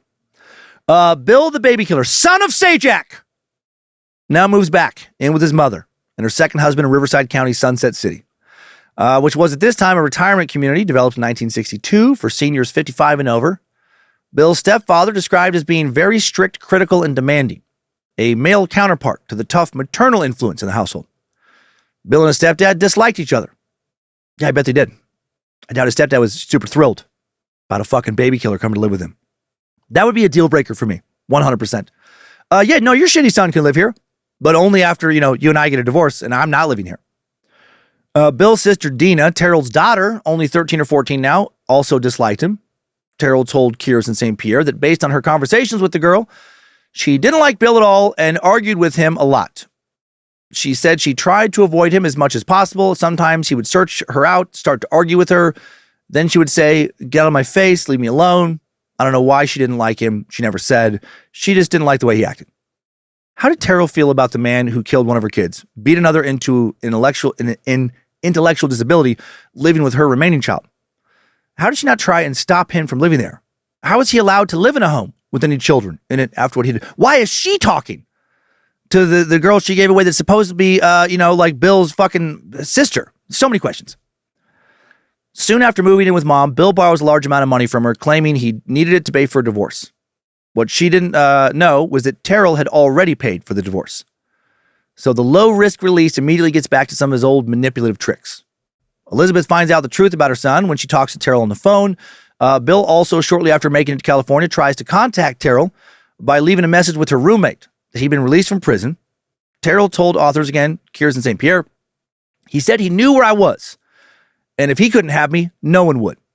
So, real nice guy. Low threat. It's not like he's immediately threatening his ex-wife the second he gets out of prison. After working things out with mom and giving her money back, it's never made clear if he did that or not. He probably didn't give all of it back if he gave some, just based on who he is. Bill gets a job for a couple months doing data entry at a local computer company before getting fired. No surprise. Bill would live with his family until the summer of 1984. After his data entry job, he works at McDonald's for 6 months before probably getting fired. Doesn't say. Following moving out, he'll stay in touch with his brothers. Not sure he sees mom or sister or stepdad very often, if at all. Parole officials will check in on Bill monthly for the first 3 years following his release. In 1987, Texas will then relax Bill's parole status, and he'll only have to report to his parole officer once a year now. And he'll only do that once. No one will notice when he stops checking in with his parole officer in subsequent years. So that's cool. Texas only realized he hadn't been checking in when he was later arrested again in 1992. For fuck's sake. Backing up to July of 1984, Bill, now 33, meets an older woman named Bonnie Ashley, his one true twin flame. Sources don't reveal her age. She just listed as being older. For fun, let's pretend she's somewhere between 90 and 100. They'll have an off and on again relationship for the next 5 years. Bill will soon move into Bonnie's home in Lake Elsinore and freeload like the fucking bum he was. Authors Kears and St. Pierre wrote that Bill might have been attracted to Bonnie because he was reaching out for an affectionate mother figure. Maybe she was quite a bit older. Probably not 90. Maybe in her 50s. Let's pretend that she was in her 50s, but looked like she was between 90 and 100. Bonnie will later say that Bill was never abusive or violent towards her, and that he never even shouted at her. Well, he found a meal ticket. She was actually doing very well for herself. She was a successful real estate agent, and he didn't want to fuck it up. Right? He'll take his aggression out towards other women. Bill and Bonnie were, at least according to Bonnie, happy together for a few years. They once went on a trip to Kings Canyon National Park, where Bill purchased some t-shirts as a souvenir. This detail about the t-shirts will later turn out to be an important piece of evidence against him. Early in the relationship, Bill spent a lot of his free time driving around to learn shortcuts, scenic routes, which will come in handy, when he needs places to dispose of victims. I imagine he was already planning murders shortly after these two started dating, or perhaps already committing murders he was just never caught for. Outwardly, it appeared as if Bill decided to turn over a new leaf in California. To most people, he came across as kind and helpful. But of course, he usually had ulterior motives when he was being nice. He would win a lot of people over. It would seem mostly so he could ask them for small amounts of money that he would never repay. He also helped Bonnie take care of her home and other property she owned, and even helped take care of her elderly mother. Wonder how much he fleeced from her. Bill's brother Robert will later remember how one day when he and Bill were cleaning up in Bonnie's yard, Bill made a comment about how much he hated prostitutes. He said it was strange because he said it was zero prompting. They weren't talking about prostitutes, just kind of came out of nowhere. Bill had actually been paying sex workers already at this time. He'd been paying them since he first moved back to California. Those poor women. But he frequently professed publicly against things like drugs, alcohol, and sex work. According to one anonymous sex worker, Bill was a regular client of hers. Bill was real into bondage and whips, right? He liked to hurt people. Also allowed her to use his apartment to do drugs. Bill engaged in some serious compartmentalization now, already living two separate lives. In April of 1985, Bill is offered a position to work at a computer store in Lake Elsinore.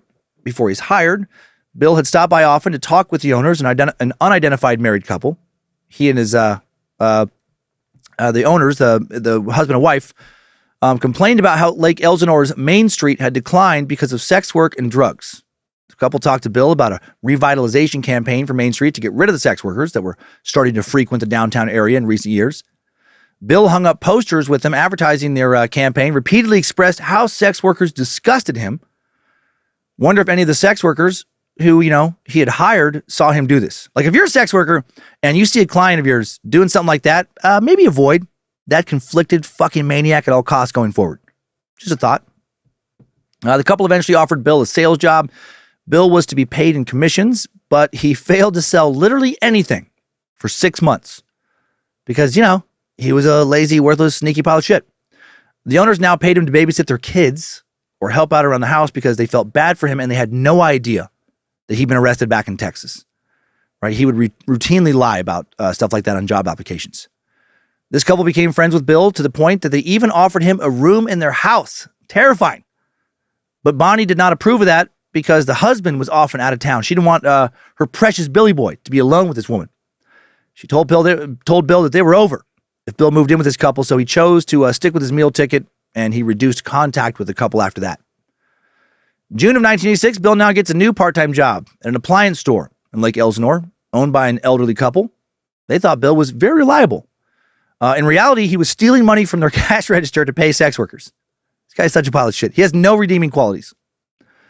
The owners usually would leave Bill alone in the store on Sundays when they'd go to church, and while they were at church, he would bring women into the store, lock the store up so no actual paying customers could come in, and then have sex in the back room, and then take money out of the register to pay them. Pay the women he supposedly hated and looked down upon. When the couple finally found out that he was stealing money, he confessed, promised to pay them back, and for some reason, these people, too kind, he was so manipulative, they forgave him, and he would keep that job until April of 1989. Worked there almost 3 years. Never paid the couple back any of the money he stole. Should have taken it out of his fucking wages, but they didn't. Backing up to October of 1986, when Bill was still working at the appliance store, he also started working part-time for Riverside County as a stock clerk at the county warehouse, a job that would bring him into close contact with law enforcement. His main duties were filling orders for office supplies and furniture. Bill again lied about his criminal record on this job application. No one around him, other than his family, knew, back when background checks were harder to perform than now, that he was out on parole for killing his own child. And he had his family convinced, or at least partially convinced, that somebody else beat his daughter to death. And he took the fall for it. Probably mom. Probably Terrell. Bill enjoyed his job at the warehouse. He was social with everybody, well-liked amongst his coworkers. He even participated in the Employee Bowling League and organized the first chili cook-off at the annual county employees picnic, a cook-off he would win several years in a row. So I guess he does have one redeeming quality. He can make a mean bowl of chili. How good would that chili have to be, by the way, for you to keep eating it if you knew that the cook was a baby killer? Hopefully you really hate baby killers. But what if you also really love chili? And he makes literally the best chili you've ever had by a long ways. It's the best food you've ever had by miles. Do you take a moral stand and avoid everything he has anything to do with? Or are you like, I'm going to tell that guy to go fuck himself as soon as I figure out how to make this chili? God damn, this chili's good. A few years later, while the serial killer task force is in operation, they'll need a lot of office supplies, and Bill will sometimes deliver supplies to the very officers trying to find him and discuss the case with those investigators. He once told a deputy that the killer was murdering sex workers, to clean up the street. Kind of doing a good thing, if you think about it. He must have loved feeling like he's outsmarting them, feeling powerful, right? These pathetic dipshits always do. His old vice principal was right. He is pathetic. Those kids back in high school, correct to ignore this twisted loser. Bill also showed off his helpful side by participating in a rideshare program with fellow county employees. He actually drove his coworkers around in the same van he was using to pick up and kill victims. Had them fooled. Most of them. Not everyone thought Bill was a stand-up guy. Bill was known for making a lot of sexual jokes at work, which made at least one of his female coworkers uncomfortable. But whenever she would complain, her complaints would be brushed off. I hope she, after he was arrested for being a serial killer, at least had a real good, I fucking told you guys moment, with her coworkers. A few coworkers also complained he spent a lot of time bullshitting instead of working. Bill was hyper, easily distracted, used more sick leaves than any other employee, claimed he couldn't do heavy lifting because of a back injury from a motorcycle accident, but man, never had trouble lifting something if it was served him in some way personally. Bill also often borrowed gas money from coworkers, didn't pay them back. He sounds like a fucking piece of shit. Just even outside of the crimes he's committing. He'd also probably started killing by now. His first suspected victim died the same month Bill was hired at the warehouse. October 30th, 1986, the body of 23-year-old Michelle Yvette Gutierrez found in the Rubidoux industrial area near the city of Riverside, California. Bodies found near Aquamanza Road and Market Street by a man who was out searching for aluminum cans. Found Michelle's remains in a drainage ditch. She was laying on her back, her blouse and shorts shredded. She was covered in blood. Her genitals had been, quote, mutilated. So much rage. This guy ran to a nearby factory to find help. Michelle's autopsy found that she suffered massive trauma to both the anal and vaginal areas, also stabbed multiple times in the face, chest, and buttocks. Had ligature marks on her neck, suggesting strangulation. Raped, tortured, strangled. Bill would do this to a lot of women. Bill would never be charged with this murder due to less forensic evidence than will be present in multiple other area murders, but as we'll see, it definitely at least partially fits his MO. A month and a half later, December 11th, 1986, the body of 24-year-old Charlotte Jean Palmer, found near Highway 74 in Romoland, census-designated place south of Paris, about 25 miles from the Gutierrez site. Charlotte's body badly decomposed. The coroner could not determine a cause of death. Bill will be charged with this murder, but the charge later dropped due to a lack of evidence. As is often the case with serial killers, when they have enough evidence to firmly convict someone of enough murders to make sure that they're never going to walk free again, they generally don't pursue, expensive additional cases that will be harder to prove in court. 6 months later, May 2nd, 1987, the dead body of a 27-year-old woman, Martha Bess Young, found in Riverside County in some hills east I-15, not far from Lake Elsinore. Her body left naked in a spread eagle position. Martha, originally from Albuquerque, New Mexico, she had a long history of sex work. Drugs were found in her system. She'd been reported missing the previous week, April 27th. She'd actually been dead for about 3 weeks. Her exact cause of death never determined due to decomposition. Thought she died from a combination of a fatal dose of methamphetamines and strangulation. Bill suspected of committing this murder, but again, not charged. Early 1987, Bill moves out of Bonnie's place after some type of argument, even though there were twin flames. In June, he gets into a motorcycle accident. He sadly survives. Is hospitalized for 3 days. Bonnie takes pity on him, invites him back so she can take care of him. Twin flames reunited. January 18th, 1988, body of 21-year-old Lisa Lasik found at the bottom of a cliff in the Manzanita Flats area of the San Bernardino National Forest. Unlike most of the other victims who were white, Lisa was black. She had been dead anywhere from 2 to 5 days. Investigators could not determine if she had been raped or strangled, but suspected it. Definitely stabbed in the abdomen with a serrated knife, which was her official cause of death. Killer had repeatedly stabbed that same spot 3 to 4 times. And also cut off her right breast completely. Hopefully she was dead when that happened, but sadly I doubt it. Flashbacks for me of the Chicago's Ripper crew. Lisa had 2 sons who were just 5 and 6 years old when she died. Lisa, another one of the early victims that Bill is suspected of killing, one of the only victims whose body was found outside Riverside County. He'll never be charged for, or never be convicted of this murder. When her killer saw Lisa Lasik, she was standing on the corner of 8th and 8th Streets in front of a convenience store in San Bernardino. Lisa's friend Connie also working there, looking for work. She spotted Lisa at the store, went over to say hello. At the same time, a Dodge van pulled up next to her. Connie took a look at the driver. He was in his 30s, heavy set, stubble, brown hair. Bill was 37 at this time. brown hair, did typically have stubble on his face, was overweight. Something felt especially off about this man to Connie. If Bill was the killer, and he probably was, he had intentionally driven an hour away from Lake Elsinore, so, no one would recognize him. He offered Lisa $100 for sex. Lisa told Connie about the offer before she got into the van. She thought it was too good to be true. Lisa said she was going to the Palm Hotel with the guy. Connie tried to remember the license plate as they drove off, only got the last 3 numbers, and would never see Lisa again. April 29th, 1988. The dead body of 37-year-old Linda Ann Ortega, found on a dirt road in Lake Elsinore. Linda's found naked, had been mutilated, and had been dead for at least 3 days. Her autopsy found high levels of alcohol and cocaine in her blood. Again, Bill suspected, never convicted. Those 3 numbers, by the way, would match 3 on his license plate, though. From the witness earlier. About 9 months later, January of 1989, sex worker named Rhonda Jetmore, victim of a violent attack she was lucky to survive. Bill definitely guilty of this. He'll later be convicted. Bill was cruising down Main Street in Lake Elsinore in Bonnie's station wagon when he saw Rhonda. Bonnie was a local, real estate agent. Her vehicle, easily recognized around town.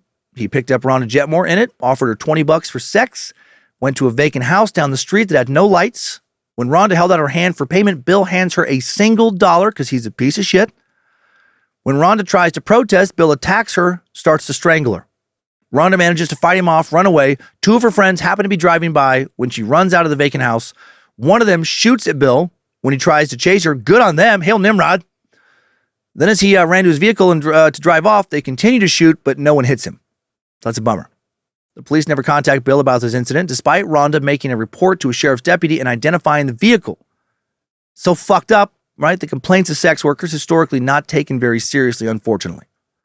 Rhonda said the man who wore metal glasses and also wore a belt buckle that said Bill. This combined with Lisa Lasic's friend Connie getting those 3 digits off Bill's license plate, could have been enough to catch him, convict him for attempted murder and at least 1 murder. A few weeks later, local sex workers will tell the Riverside Sheriff's Office that Rhonda was also the best friend of a recent murder victim and likely the last person to see that woman alive. The deputies were instructed to direct her to call the sheriff's station in Lake Elsinore for a phone interview. It was at the end of her interview that she described how she was attacked a couple weeks earlier. She thought the assailant could be the person who killed her friend. The deputy conducting the interview put her report into 2 paragraphs at the end of a 2-page report and considered Rhonda's statement, quote, off the subject. Why? January 17th, 1989, body of Diane May Talavera, found on the beach of Lake Elsinore. Lake Elsinore City's park, specifically. She was found by a man hitting golf balls around 7:30 a.m. Diane last seen at a bar called The Wreck the night before at 1 a.m. She went by the name Linda Vargas and 18 other aliases. She was either 37 or 42. Her records differ. Footprints found at the scene show that Diane struggled with her killer. Her clothing was pulled up over her head, and her head was buried in the sand, like pushed down into the sand. Her pants pulled down around her ankles. She died of strangulation, also received 2 broken ribs and a broken sternum during the attack. Like many other early cases, Bill suspected but not convicted for this murder later. Bill and Bonnie officially end their relationship in June of 1989 for undisclosed reasons. The eternal fire of these twin flames extinguished somehow. Around that same time, Bill purchased a new 1989 gray Mitsubishi van, added the vanity plate, Bill Suff 1. Super smart for a serial killer. Get a vanity plate for your murder van. Actually, not the first time we've seen this genius move. Weird detail, some sources say he liked to offer married women rides in his van. Strange that he would specifically seek out married women. Maybe it was a bigger ego boost to try and, seduce married women than it was single women or something. I don't know. While now living at the Morrow apartment complex in Lake Elsinore, Bill would sometimes pretend to be a police officer or security guard, trying to make women in the area think he's a trustworthy dude, safe, big deal, cool guy. Bill also, and how fucked up is this, talked some of the women living at the complex into letting him babysit for them. One male neighbor said about Bill, as quoted by authors Kiers and St. Pierre, "I felt relieved that he was looking out for my wife and kids." Oh my God. He would warn me about all the bad people in town, about the drugs and the thieves and worse. Another woman said he was always offering to babysit and was really careful and good with them. My oldest girl would crawl to him the minute he came in, and she called him Unky Bill. Struck me as odd that a single man would do that, but he told me his baby had died, and I just assumed he meant by crib death, or that it was stillborn. My God. When my kids were little, if some single guy would have kept offering to babysit, not a fucking chance in hell. There wasn't a chance in hell that any single guy was going to babysit my kids. Yes, women do horrible things to kids, as well, but statistically not fucking nearly as often as dudes, like not even close. Amongst people convicted of committing sexual crimes against children, depending on what data set you're looking at, you will find that between 95 and 99% of them are dudes, are cockwalkers. Bill would even occasionally babysit for a local sex worker named Darla Ferguson, who will be one of his victims. June 28th, 1989, same month, Bill and Bonnie break up. Kimberly Little's dead body is found near Cottonwood Canyon in Lake Elsinore. It was the day after her 28th birthday. Bill had actually tried to start a relationship with Kimberly, but she was not interested. Told Bill she had a boyfriend. And it seems that Bill's response to this rejection was to rape and strangle her, then leave her body in a desolate area covered by a bath towel after dressing her body in one of his t-shirts. Also exposed one of Kimberly's arms to reveal her needle tracks. He'll expose the arms of nearly all his future victims in this way, one of his signature moves, right? Like he's somehow proving that these fucking junkies deserved whatever they got. Out-of-town papers picked up on the case after Kimberly's murder. They connected her killing to some of the other recent killings of sex workers that I just went over. The press now nicknames the possible serial killer responsible for these crimes as the Riverside Prostitute Killer or the Lake Elsinore Killer. After murdering Kimberly, Bill next tries to date a woman named Joanne, who had been court-ordered for some weekender duty. Weekender duty allowed people to do work release instead of paying a fine or serving jail time. And part of Bill's current duties with the county now was supervising these weekenders, which is insane. He's working for the county in a law enforcement adjacent manner. No one's figured out he had served a decade in prison recently for killing his baby daughter. And also, no one aware that he's no longer meeting with his parole officer. Bill offered to drive Joanne home every day. He told her he was divorced because he caught his wife cheating and that his ex-girlfriend had recently thrown him out of her house. Joanne later recalled, quote, "He said all he has been is hurt by women." I wonder if he counted his infant daughter, that he beat to death in that assessment. Like, was her constant crying part of the hurt that women caused him? Joanne got a job at a local Circle K convenience store. Bill started showing up during her shifts, helping her stock products, claiming he was a security guard. Even put up posters presenting himself as a security guard. I don't know what he means by that. The source doesn't really make it clear. I wish I could see one of those posters. Right? The way the info is conveyed in the source, it makes it seem like he was putting up posters of himself, announcing that he's a security guard. Which I doubt he was doing. I mean, maybe. That's fucking weird. Funny if he actually did that. It makes me picture the kind of posters I had on my bedroom wall as a kid of like my favorite basketball players, right? Karl Malone, Michael Jordan, or posters of my favorite wrestlers like the Ultimate Warrior. Pretty funny to me to imagine those same posters, like that style, but of random security guards. Right? Just this lineup of posters, one's like fucking Karl Malone, just fucking viciously dunking on some dude. Next one's Michael Jordan, tongue out mid-flight after jumping from the free throw line to dunk. Then you got the Ultimate Warrior, fucking roided out, flexing his massive biceps. And then just a chubby, goofy-looking, dead-eyed motherfucker, Bill Suff, security guard, holding a taser in one hand, maybe a thumbs up in the other hand. Creepy Bill also met with Joanne's mother to try and convince her to have Joanne date him, which is super weird. She knew her daughter had no feelings for Bill. He's about to turn 39, and he's doing that. You really are fucking pathetic. Don't do that, by the way, anybody listening. If someone doesn't want to date you, don't, go to their mom. Be like, hey, can you try and, just let her know that I'm a fucking cool guy? That's so weird. That's so sad. Bill was persistent, but eventually, he moves on, leaves Joanne alone. How relieved was she when she later found out who he really was? November 11th, 1989, the dead body of 36-year-old Judy Lynn Angel turns up near Temescal Canyon Road, northwest of Lake Elsinore. Judy found with no clothing, gashes on her hands that were thought to be defensive wounds. She'd suffered blows to her face. One blow so serious, it was, it caved her head in. She was badly beaten. Estimated that she had died within a day of the discovery of her body. Judy's cause of death, blow to the head with a blunt instrument. Police initially thought she had been shot in the head because she had such a large wound between her eyes. My God. Judy, another suspected but unconfirmed victim.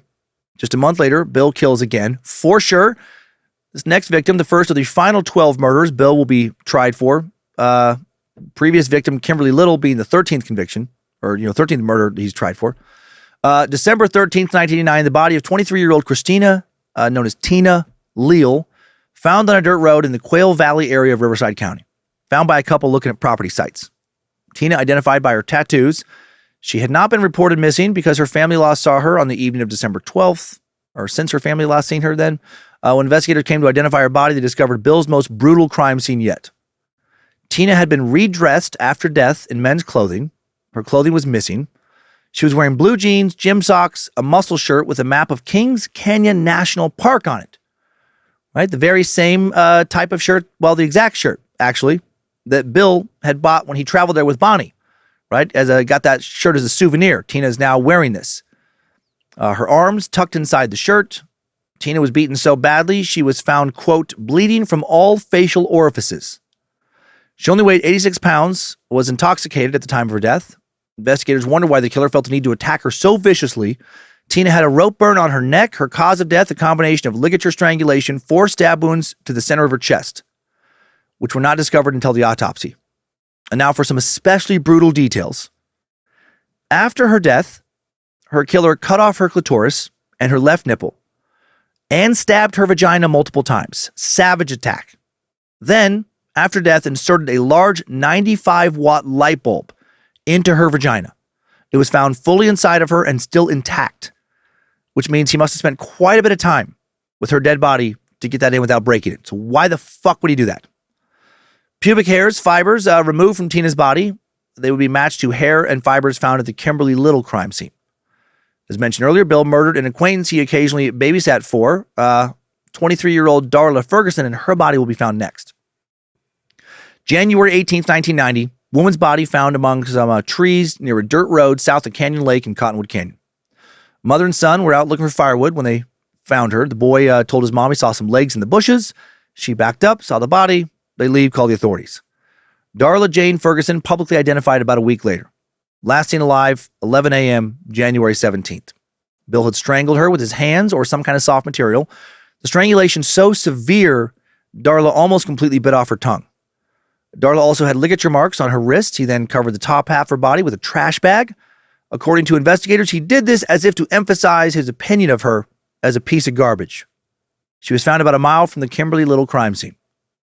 Investigators also found tire tracks at the scene that were matched to other tracks at other crime scenes in the area where bodies of sex workers had been found. Bill will kill another woman less than a month later.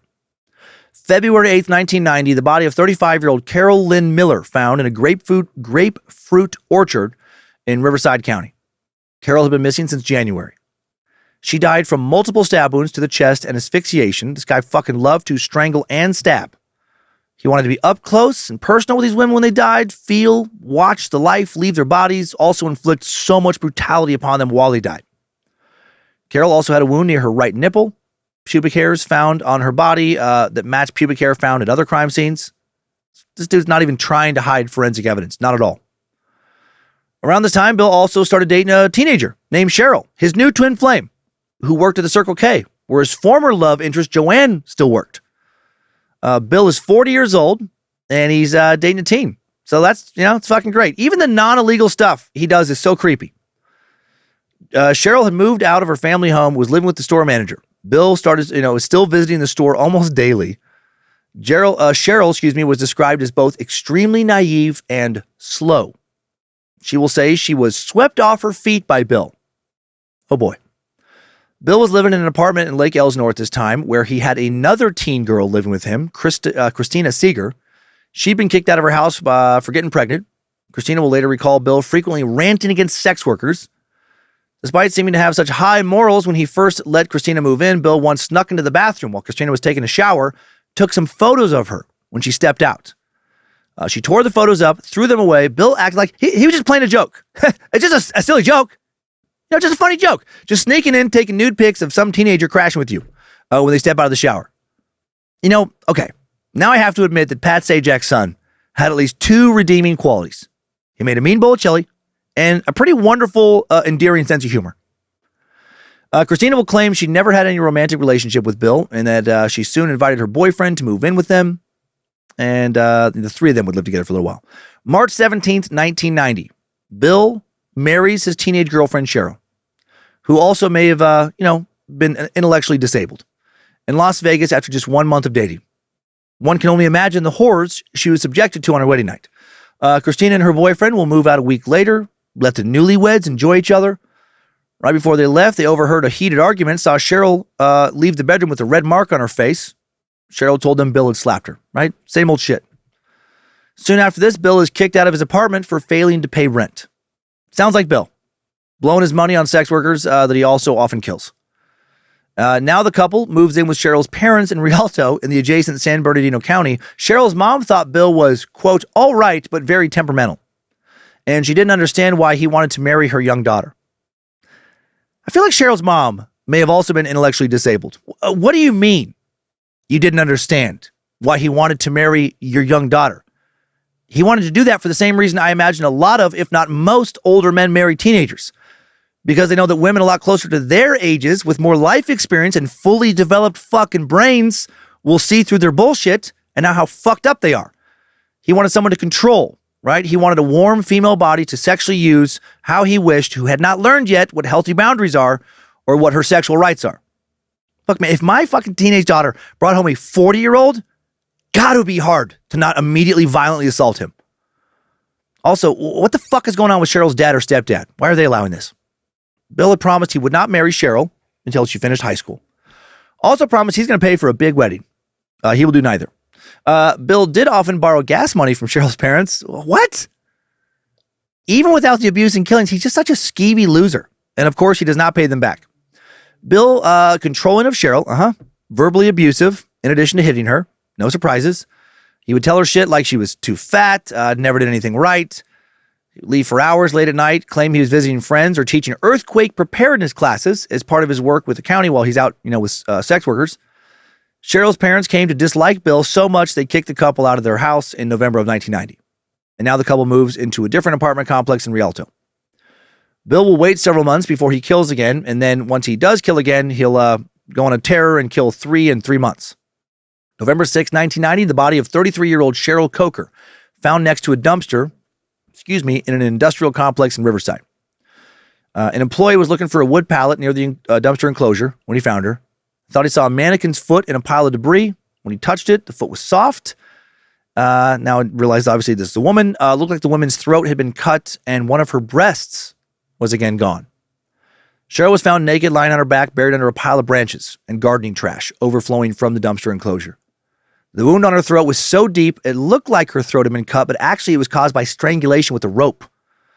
Cheryl also had bruises, other places on her neck.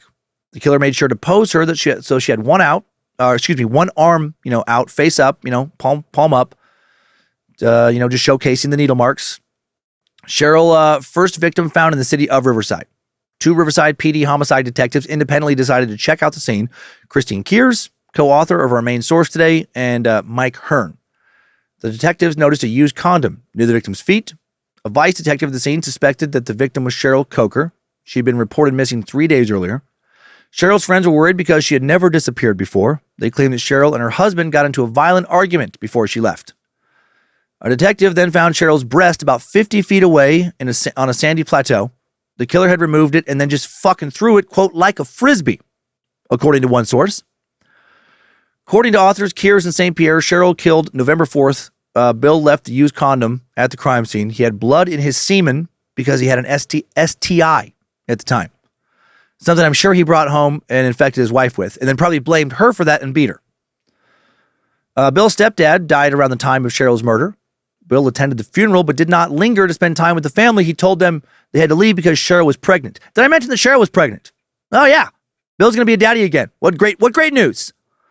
Hopefully third time's a charm, and he changes up his parenting style to include a slightly gentler method of discipline other than punches, torture, and murder. Bill and Cheryl still experiencing, of course, a lot of marital problems. The main one was that Bill was a psychopath. Also, Bill was flirting with a bunch of women at their apartment complex while at the same time being very controlling of Cheryl. Bill was now forbidding Cheryl to wear makeup or even curse. He picked the clothing she wore, not allowing her to wear red at all, because he said it, quote, reminded him of all the blood he witnessed when he worked at that pediatric ward. Bill continued disappearing late at night using the excuse of teaching earthquake preparedness classes. Another one of his strange activities was giving away random women's clothing, jewelry, and purses to Cheryl and his female acquaintances. Not suspicious at all. They didn't know this clothing was stolen from murder victims. Bill will tell Cheryl that he either found the clothing or that a coworker gave it to him. Bill wasn't just taking clothes from victims, he was also collecting little trophies. He would keep his victims' driver's licenses and random papers found in their purses. He would store jewelry and purses taken from victims in cardboard boxes and leave those at the workstation in the warehouse. Sometimes officers would come to his workstation, choose his phone, ask for his help, and they would stand just a few feet from evidence they were looking for to find the killer they were tracking. Right? He's loving this little sick game he's playing. December 21st, 1990, the dead body of 27-year-old Susan Sternfield, found in a dumpster enclosure in a business/industrial complex in the northeast end of Riverside. She was found a mile from the Cheryl Coker crime scene. Trucker found the body when he was making a delivery. He saw legs inside the metal enclosure, got out to take a look, saw the dead body. Detectives Christine Kears, Mark Boyer now, assigned to work this case. Because she and Boyer were also at the Cheryl Coker crime scene, they noticed some distinct similarities. The victim was found nude, had been strangled. Her clothing, not found at the scene. She was, quote, deliberately posed in a lewd position, wedged on her back between an inner and outer wall, knees pushed up and legs splayed open to expose her genitals. Her arm was pulled to the side to expose needle marks on her inner arm as if, Chris Keir speculated, the killer were advertising to the police that the victim was just a junkie whore and deserving of her fate. The victim had dried blood coming from her right ear, more blood coming showing up on an eyelid. Based on her liver temperature, she had been dead 2 days or longer. Detectives found no useful evidence inside the dumpster enclosure. There were no signs of a struggle, which meant the victim either knew her attacker or trusted him or was incapacitated and incapable of fighting back. Some abrasions on her body were most likely caused by the killer dragging her and posing her after death. She did have a bruise on one side of her neck, which pointed to strangulation. A Vice detective brought books containing pictures of Riverside sex workers and determined that the body matched a picture of Susan Sternfield, and then she was officially identified by her fingerprints. December 24th, Susan's autopsy would confirm she died of manual strangulation. According to Kears and St. Pierre, structures deep inside the neck were crushed and hemorrhaged, which required a large amount of pressure on the part of the assailant. Detective Kears mentioned the similarities in the two cases to some of her coworkers. A patrol officer noted that a friend at the Riverside Sheriff's Office told him they were working on a couple recent murders involving sex workers as well. Kears advised her lieutenant about the 4 recent sex worker homicides in Riverside County. She was assigned to contact the sheriff's office to compare notes and was then assigned to work all current and future murders involving sex workers in their jurisdiction. They didn't have a task force yet officially, but heading in that direction for sure. January 7th, 1991, Detective Kears meets with Detective Robert Creed from the Riverside Sheriff's Office, the county sheriff's office. She now learned that the RSO was working 8 sex worker homicides from the past few years. Their most recent victim was Carol Miller, found on February 8th, 1990. Still not enough evidence to conclusively determine a serial killer was involved in these murders. The suggestion that a serial killer was responsible was actually rebuffed by Christine's superiors initially. Still, Detectives Kears and Creed request the criminalists at the State Department of Justice Crime Lab to compare trace evidence to see if the victims are linked. RSO had also reached out to Washington to see if the victims might be connected to the Green River Killer up there. Early Suck subject Gary Clean Ween Ridgway, still about a decade away from being caught. January 19th, 1991, the body of 42-year-old Kathleen Leslie Puckett, found near a major freeway 7 miles north of Lake Elsinore in an illegal dump site off a dirt road. Bob Creed from the RSO responded to this crime scene. Kathleen had needle track marks on the backs of her hands. She had a bruise on her forehead and post-mortem abrasions on her heels and buttocks, likely caused by her body being dragged. Cause of death, not obvious. Investigators noticed that a tire track was found near her body. An autopsy soon determined Kathleen died from strangulation and asphyxia. There were signs of manual strangulation, and a sock had been stuffed into her mouth, blocking her airway. Kathleen went by the names Kathleen Moline and Carol Kathleen Swenson. Over the past 2 years, Kathleen had been charged with prostitution, possessing a hypodermic needle, and being under the influence of a controlled substance. She normally did sex work in the University Avenue area. Despite being a known drug user, had no drugs or alcohol in her system. Kathleen, seen at her sister's home in Riverside on January 18th, told her sister she was going to find a ride to go visit her kids in Whittier, and she was last seen on University Ave about 10:30 p.m. January 19th, 1991. Now the Riverside Police Department decides to mount a major effort to find whoever is killing these women. Detective Kears recommends that the RPD conduct surveillance on University Ave, the primary sex worker hangout in the area. Detectives would use unmarked vehicles and wear plain clothes to observe sex work activity. Christine approached sex workers, told them that she was a homicide detective, needed their help with the investigation. Many seemed willing to provide information about suspicious clients and accepted her card to call her if they saw or heard anything else. This first stakeout will last for 2 weeks, but no leads will pan out from it. Around this time, the State Department of Justice completes a profile, which analyzed what the Tina Leal case revealed about the suspect. The profile stated that the killer has a high degree of self-control and a willingness to take the required time to perform the mutilations. The Tina Leal murder was methodical, time-consuming, painstaking, and a precise exercise in post-mortem mutilation and the insertion of a foreign object. It was done not only to humiliate and degrade the victim, but also to shock and offend those individuals who would discover the body. Okay, I did not think of that angle with the light bulb. Might not have been done to satisfy any of Bill's sexual urges. It was done, probably mainly to fuck with, to horrify whoever found the body. He just loved to hurt whoever he could. Would he have still done this type of shit if, Pat Sajak would have stuck around? Was it inevitable?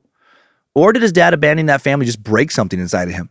How much of this blood's on your hands, Pat Sajak? March 2nd, 1991. State Department of Justice criminalist Steve Skakowski announces the results of his comparison between the Cheryl Coker and Susan Sternfield crime scenes. There were similarities in carpet fibers and paint chips found on the bodies, and he had a potential tire match from the Coker crime scene to the Kathleen Puckett crime scene. March 4th, 1991, Detective Bob Crete and Detective John Davis are designated to lead a task force to catch the Riverside County prostitute killer. So the task force is formed. Why not Detective Christine Kears, though? All right, she was the one spearheading this shit, wasn't she? Lucifina thinks some bullshit may have went on. Or she wasn't the lead on this task force because the Riverside County Sheriff's Office had assembled the task force and Kears worked for the Riverside City Police Department. Yeah, maybe that. At least there is a task force now. Detective Kears will be a big part of it. March 27th, 1991, Department of Justice criminalist Steve Skakowski reports that trace evidence and tire tracks linked more cases together. Darla Ferguson, Tina Leal, Carol Miller, Cheryl Coker, Susan Sternfield, and Kathleen Puckett. Same tire tracks found at these crime scenes. April 17th, 1991, a detective from St. Croix, Wisconsin calls the Riverside Sheriff's Office to report that an inmate there had info about Carol Miller's death. Some Sheriff's Office task force members now fly out to Wisconsin. They failed to notify the Riverside Police Department about the development until April 22nd, at which point Detective Kears flies out to join them. The inmate was named Alex. He was in jail for a felony weapons charge and was facing 2 8-year enhancements to his sentence. And he was hoping that by helping out the investigators, maybe they could knock some time off of that sentence. He knew Carol Miller by the name Carol Hansen. The two had been arrested for burglary together back in 1988. He learned about her murder and other murders while he was drinking with Carol's ex-husband weeks earlier. Claimed that there were actually 2 killers, but he only knew one. He told investigators that Carol's ex-husband was a long-haul trucker and would have been able to commit the murders in Riverside County. And he had a history of physically abusing Carol. Alex had such specific knowledge about the murders and crime scene that the police thought he was the second killer. Alex told the police that a peeled, half-eaten grapefruit had been found in the orchard beside Carol's body. Only the killer, law enforcement, and the coroner's office knew that because the records had been sealed. The task force obtained a warrant, and Carol's ex-husband was arrested now April 25th. Investigators asked him how he would know about the grapefruit if he wasn't the killer. He explained that he called the coroner's office, identified himself, then asked for info, and someone mailed him a copy of the report. Whoops, sorry about that. And then he had talked to Alex about all of this shit at the bar. So damn it, all the details Alex knew were found in the report. He was full of shit. Carol's ex-husband passed a polygraph. Alex failed one, and now he'll receive an extra 10 years added to his sentence for trying to frame Carol's ex-husband over some bullshit in an attempt to reduce his sentence. Holy backfire. April 27th, 1991, 24-year-old Cherie Michelle Passeur is found dead outside the Concourse Family Bowling Center in Riverside. Seemed like the killer had read a newspaper article about a trip to Wisconsin by investigators, and the next day reacted by leaving a body in a very public place. I would have thought Bill would have been relieved to think investigators were barking up the wrong tree, but I guess that didn't fit into his little game like he wanted. Didn't stroke his ego the way he wanted. Cherie was found completely naked with no purse, no ID. She was placed on her back in a flower bed on the back wall of the bowling alley. Arms are at her side, her palms, face up to expose needle marks on her arms. She had a few scrapes on her backside and a small bruise, otherwise no injuries. There were shoe prints on the ground, some from the killer, others from a crowd of 40 or so people who gathered outside the bowling alley to check out the body. Some automatic sprinklers had washed away evidence, but investigators still found tire tracks at the scene, and semen from 2 men was found inside Cherie's body. The killer had not mutilated the corpse as he had in other cases, probably because it was such a public place. The pathologist listed the cause of death as undetermined because there was such little trauma. Cherie Passeur, almost completely deaf because her mom had contracted rubella during pregnancy. She wore hearing aids and communicated through sign language and was recognized by a local police officer. She was well-liked. She was a loving, kind person, no known enemies. Detectives looked for a suspect among her associates, but found none, which reinforced their belief that she was another victim of the serial killer. Bill Suff had a disturbing connection to Cherie. He had met Cherie's mother, Joan Passeur, when he was assigned weekender duty. Bill approached her at the county building and asked if she wanted to work with him once they got to the warehouse. Joan thought Bill was friendly and happy-go-lucky. Bill also liked to get gas at the gas station near the Concourse Bowling Alley, which was also where he did bowl, where he participated in the bowling league with his coworkers. Man, I bet he loved going there to bowl after her body was found to hear, people talking about her murder. July 4th, 1991, the body of 37-year-old Sherry Ann Latham, now found in a desolate area overlooking Interstate 15 in Lake Elsinore. Sherry was found naked, partially decomposed in some weeds just off Grape Street. Location was within eyesight of 2 earlier crime scenes. There was no visible trauma, but her cause of death was determined to be manual or soft strangulation. Man, so violent with some victims, not nearly as brutal with others. Clearly had some triggers that really set him off from time to time. Sherry was a sex worker from San Bernardino. She had a drug and prostitution charges on her record, outstanding arrest warrants at the time of her death. During the final months of her life, she lost a significant amount of weight due to drug addiction, also dyed her hair because she was hiding from the police. Sherry was known for wearing bright makeup, which earned her the nickname of Rainbow. After the murder of Kathleen Puckett back in January, Sherry was one of several sex workers who spoke to the Californian in Lake Elsinore. Sherry said she used the buddy system. We take care of each other here. If we're going to go off somewhere with a date, we make sure to let someone know.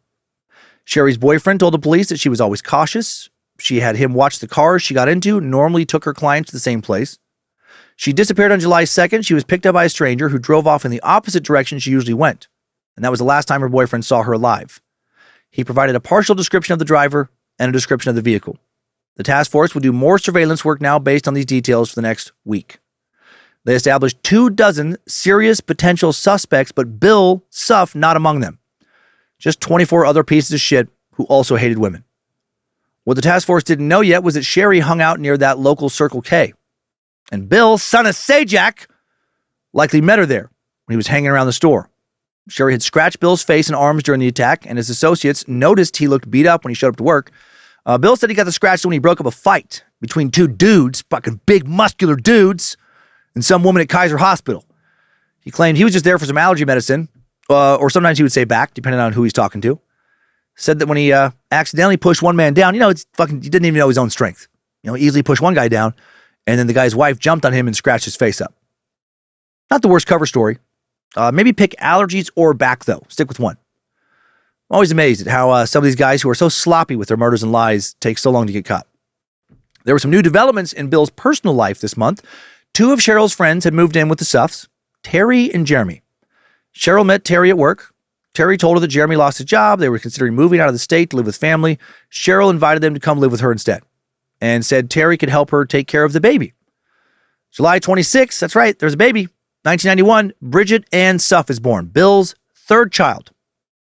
Guessing his wife, coworkers, and friends didn't know about the previous 2, or at least not the truth.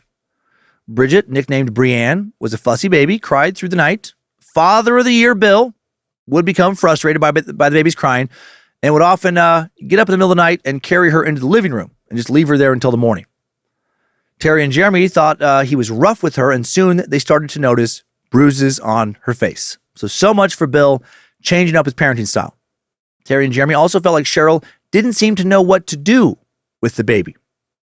Bill will kill another woman less than a month after his daughter was born. Not going to slow him down. August 16th, 1991, body of 27-year-old Kelly Marie Hammond found in a gravel alley in Corona, California. The Corona police thought she might be one of the serial killer victims, so they called in the task force.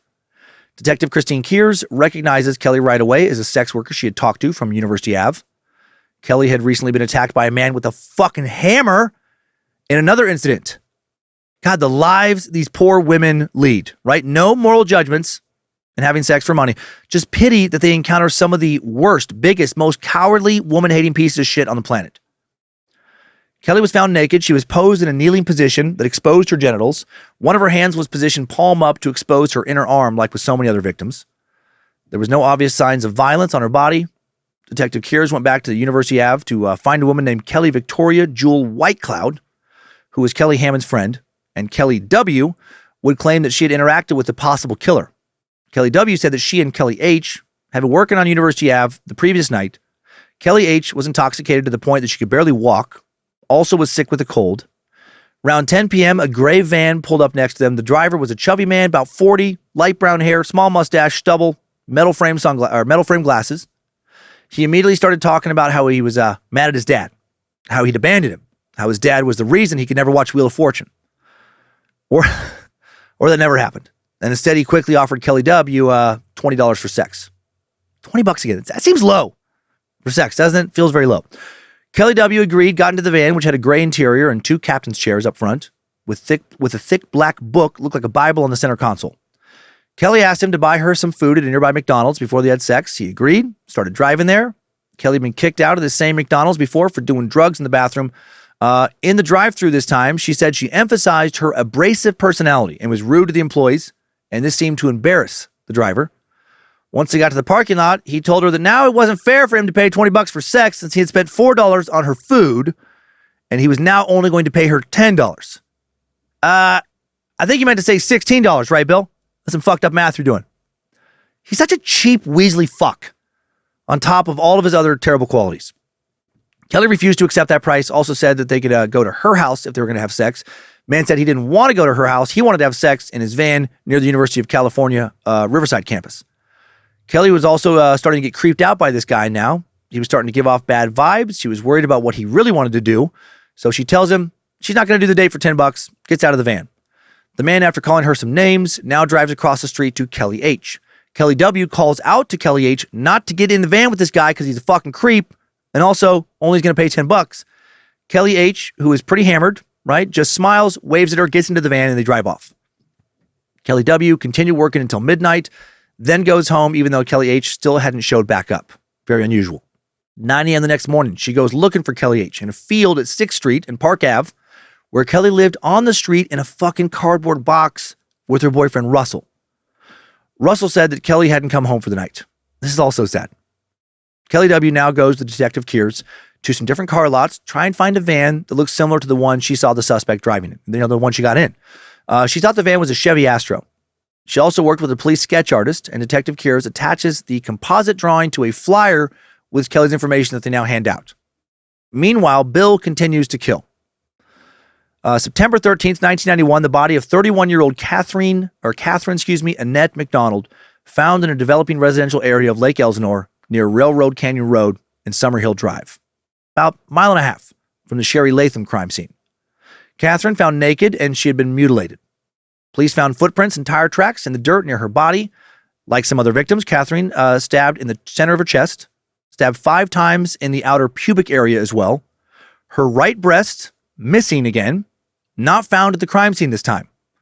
There were no tracks to indicate that an animal had dragged it away, which meant the killer probably took it with him. Catherine's cause of death, same as many other victims, was multiple sharp object wounds and compressions of the throat. Unlike other victims, Catherine was 12 to 13 weeks pregnant when she died. She was also black, which scared more women in the area since a recent newspaper article included info that the serial killer only targeted white women. A psychological expert now expressed the opinion that the killer was reacting to that newspaper article. He wanted to make sure that no woman in the area, at least no woman working the streets, white, black, or otherwise, was going to feel safe. On the day Catherine's body was found, 2 task force members came to the county warehouse to pick up supplies. They needed to use the phone at Bill's workstation. He then watched them as they were ordered to respond to his crime scene in Lake Elsinore. Oh, he must have been so excited. Now, this is this is a crazy detail from the story. Remember when I told you that you didn't want to be eating chili when you were listening to this episode? Next day, September 14th, Bill attends the annual county employee picnic and participates again in the chili cook-off. Members of the serial killer task force attend this cook-off and eat his chili. Now, fucked up is this. 2 top people involved in the case, according to our main sources authors, believe that Bill put Catherine's missing breast into the fucking chili. This motherfucker may have actually fed some of the detectives working on his cases some of the meat from one of his victims. God, new chili ethical dilemma question. Let's say that you have a real moral problem. Let's hope that you have a real moral problem with eating chili made with a murdered woman's breast meat. But best fucking chili you've ever... It's the best chili you've ever had by far. Would you still... I'll stop. I wish I knew if he won that year with that recipe. He probably did. He won several years in a row. That might have been another one of the years he won. Oh my God. October 11th, 1991. Department of Justice criminalist Faye Springer called to inform the task force that the light brown and blonde hairs found on Catherine's body most likely came from the killer. 2 weeks later, October 25th, Springer determines that the same type of hairs found on enough victims were able to be, for him to conclude that they belong to the same serial killer. Right? Same hair found on multiple bodies. As the investigators are getting closer and closer to catching their killer, Bill finally is put on law enforcement's radar, but sadly, not for something to do with sex workers. More infant abuse. Sends law enforcement to chat with this walking pile of shit. October 25th, 1991, Bill and Cheryl's baby, Brianne, is screaming and crying uncontrollably. Cheryl demands that Bill drive them to the hospital. Bill tells the doctor he thinks Brianne probably has a cold or the flu. He used to work with kids a lot. He knows. The doctor initially thinks probably an ear infection. So he draws blood for further testing. And then the test results reveal that Bridget, quote, was suffering from such severe child abuse that she probably would have died if not hospitalized and treated that very day. Motherfucker. Brianne had severe brain damage, blood clots in her brain, bleeding inside her eye, bruises on her head, 4 broken ribs, and a broken left leg. How did the doctor not immediately notice that shit before the blood test? She was diagnosed with shaken baby syndrome. Did you just find out that you hate this guy even more than you already did? I didn't think it was possible before that detail to hate him more, but I hate him more now. Like, I literally wouldn't fucking care if this guy was taken out of prison tomorrow and just taken out into the desert where he was held down and somebody with a fucking spoon just carved out both his eyeballs. Then, bunch of fire ants poured into his eye sockets, along with some sugar to feed him so they can live in there for a while. And then gauze taped over his eyes, or what used to be his eyes, to keep those ants inside of his head. Then, his dick is cut off. The wound is cauterized, and his dick is shoved into his mouth. Luckily, it's real tiny, so he won't choke. Then his mouth is taped shut, so his dick has to stay in there. He can still breathe through his nose. Then, balls are cut off, shoved up his ass. Still not done. Nipples are cut off next. Big metal hoops are inserted into the wounds, like around a rib, so he can't, rip out the hoop. A chain is attached to the hoops, anchored to the desert floor, and now finally, maybe like 1,000 scorpions are placed all around him. Did I mention he's naked? He's naked for this. And because of the chain, he's stuck with the scorpions. And these scorpions, they're not the most venomous kind, so it's going to take a lot of stings to kill him. Like, he might live like that for a few days. I know that was a lot, but I really feel like if someone deserves that fate, it's him. At this time, Cheryl's friends Terry and Jeremy still living in the apartment. Everyone denies abusing Brianne or seeing any abuse when they're first questioned by the Rialto police. Bill, that fucking weasel, says in his police statement, "I'm not saying that Cheryl has never shaken the baby. I've never seen her do it." Like, he immediately starts trying to throw his wife under the bus. Bill turns around and convinces Cheryl that he thought Jeremy was probably the perpetrator because he didn't feel comfortable around him. Terry now admits that she did see Bill lose his temper with Cheryl and the baby, and that she had seen him shake the baby before. Bill tells the police he had waited 41 years to have a baby, and he would never hurt his baby. He agrees to take a polygraph. It comes back inconclusive. And then the Rialto police end their child welfare investigation with no charges filed. What the fuck? How could they not look into the criminal records of these fuckheads and find out if, I don't know, one of them had already spent a decade in prison for beating a baby to death? Even though the technology was there in 1991 to do that, your arrest record in one state could not, unfortunately, be real easily accessed by law enforcement in a different state, and a lot of times they just wouldn't look. Which I guess if the person's lying, it's tricky to assume that they were in these other states. Just frustrating. The Suffs now kicked Terry and Jeremy out. They were frustrated that they were being blamed for the abuse, but, couldn't convince Cheryl. It was actually Bill that did it. Baby Brienne, thank God, not sent back home. It's the one good thing that comes out of this.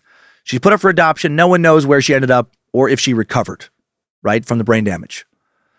October 30th, 1991, the body of 35-year-old Delilah Zamora Wallace, Bill's next victim, found across the road from a park and ride close to Highway 60, east of the Riverside San Bernardino County lines. She found at 7:15 a.m. by a guy driving to work. Delilah found fully clothed.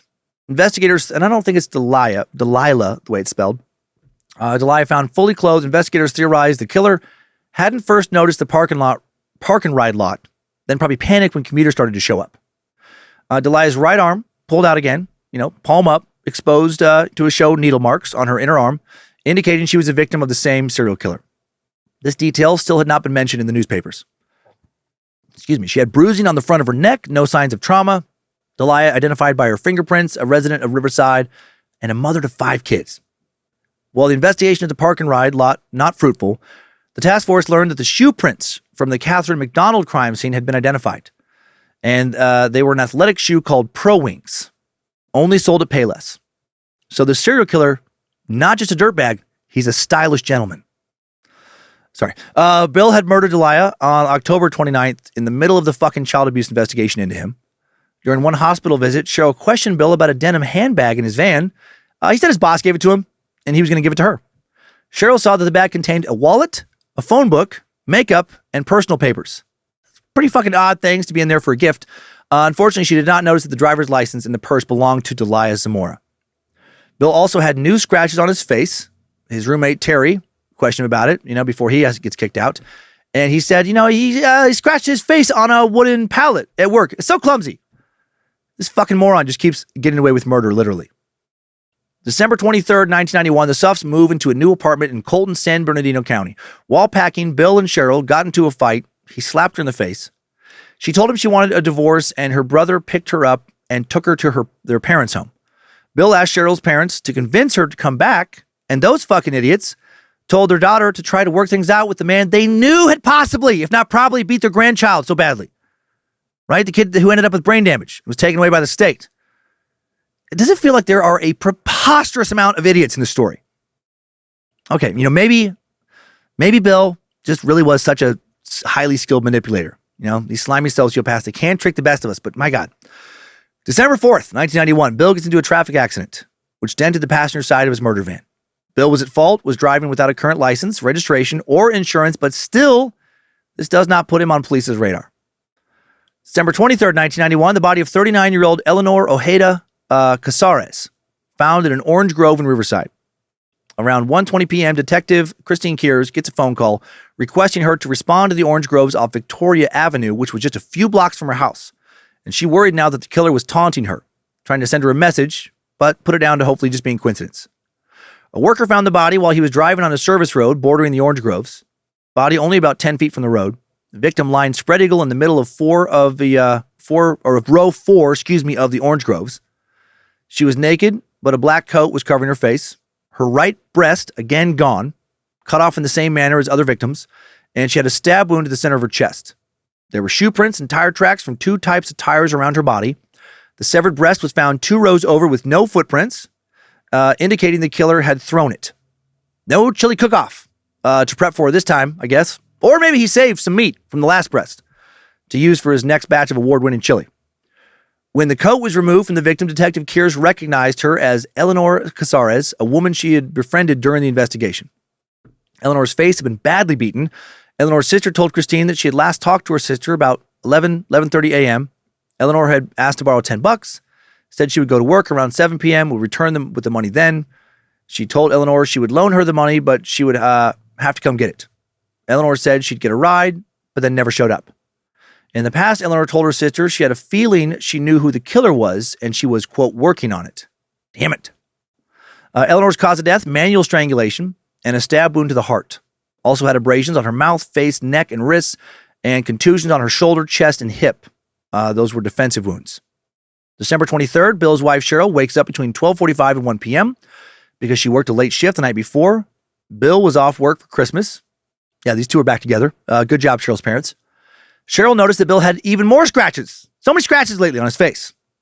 And he claimed one of their cats did it. Cheryl had given Bill a new pair of Converse 2 weeks before the murder, and instead of Pro Wings like the previous crime scenes, Converse shoe prints found at this new crime scene. Bill had also purchased 2 new Uniroyal tires for his van, but the other 2 tires still Yokohama brand. During the investigation, the task force received news that the tire tracks from the McDonald crime scene were Yokohama tires. Christmas Day, 1991 now. Apartment manager Rebecca Robb hosts a party in her apartment, which Bill and Cheryl attend. The group decides to watch a Christmas movie, Silence of the Lambs. That is what they watch. Bill randomly said that girl was stupid for getting in the van, and everyone present thought it was strange for him to say that, but didn't make too much of it at the time. As a fan of that movie, that girl was stupid for getting in the van. I'm guessing millions of people had that same thought, but I guess the way he said it struck him as weird. January 8th, 1992, local paper dedicates a front page article to the murders, featuring a statement from Riverside Police Chief Linford L. Sonny Richardson. Sonny stated that Riverside shouldn't add to the current reward fund because it would appear desperate and lessen the importance of other murder investigations. Detective Kears now thought the killer might take that as an insult to his intelligence and could react by killing another victim. Christine believed they could catch him if they sent out police units with her flyer, the flyer that she had done up of, the composite drawing of his face. And now Operation Apprehension is launched and will run for up to 2 weeks. The way this operation worked was that any vehicle seen picking up a sex worker would be followed and stopped away from University Ave. If the driver did not resemble the composite sketch, he would be released. And this operation, thankfully, will be successful. Between 8 and 10 p.m., January 9th, 1992, Bill Suff goes to a dance club in downtown Riverside to visit his brother. Another one of his brothers also there. The three speak for about 45 minutes. He tells them another body had been found near his house. He complains about sex workers, says he had to go to the hospital in Riverside to pick up some allergy meds, but he actually goes to University Ave looking for a new victim. He speaks to a woman named Roberta first, but she tells him, nah, she's going home. And he moves on to approach another woman. Around 9:45, motorcycle cop Frank Orta is driving towards University Ave after doing some patrols. At the intersection of Victoria Avenue, he sees a young woman walk up to a gray van with a white male driver. He'd seen the flyer. He's immediately suspicious. Orta circles the block to see if the driver had picked up the girl, but she noticed him when he drove past and walked away from the van. Orta now goes further down the road, does a U-turn so he'll be in the right lane to follow the van when the driver perhaps tries to pick up somebody else. The driver, who saw the cop behind him, turns right at a red light without coming to a full stop, which now gives Orta a reason to pull him over.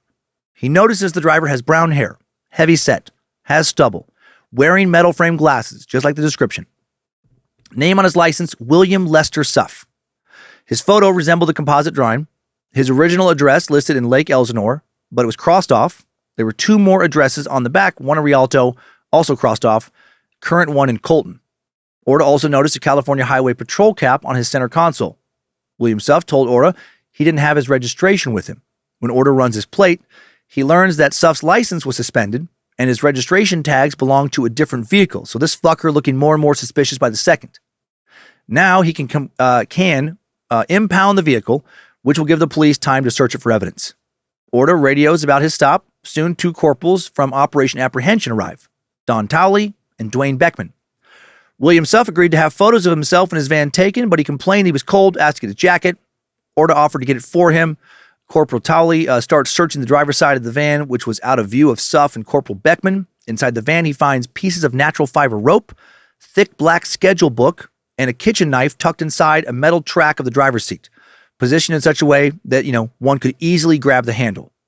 Towley sees blood on the blade. Under the seat, he finds a .357 revolver. Towley holds up the weapon where Orta could see it, now orders Beckman to handcuff Bill. Orta thought that Bill might have asked for his coat as a cover to grab the revolver.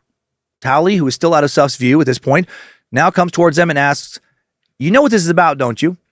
Bill nodded, and then his knees buckle and he drops to the ground. When Towley holds up the revolver, Bill seems relieved, tells officers it's actually just a pellet gun. And it was a pellet gun, but his reaction was highly suspicious. Bill acted very defeated, like a guy who knew he'd just been caught for something serious. Beckman and Towley continued searching and found a parole ID card. Bill said he was on parole in Texas for 10 years for assault. Or, he'd been in, in parole in Texas for 10 years for an assault. Said he injured someone who was having sex with his wife.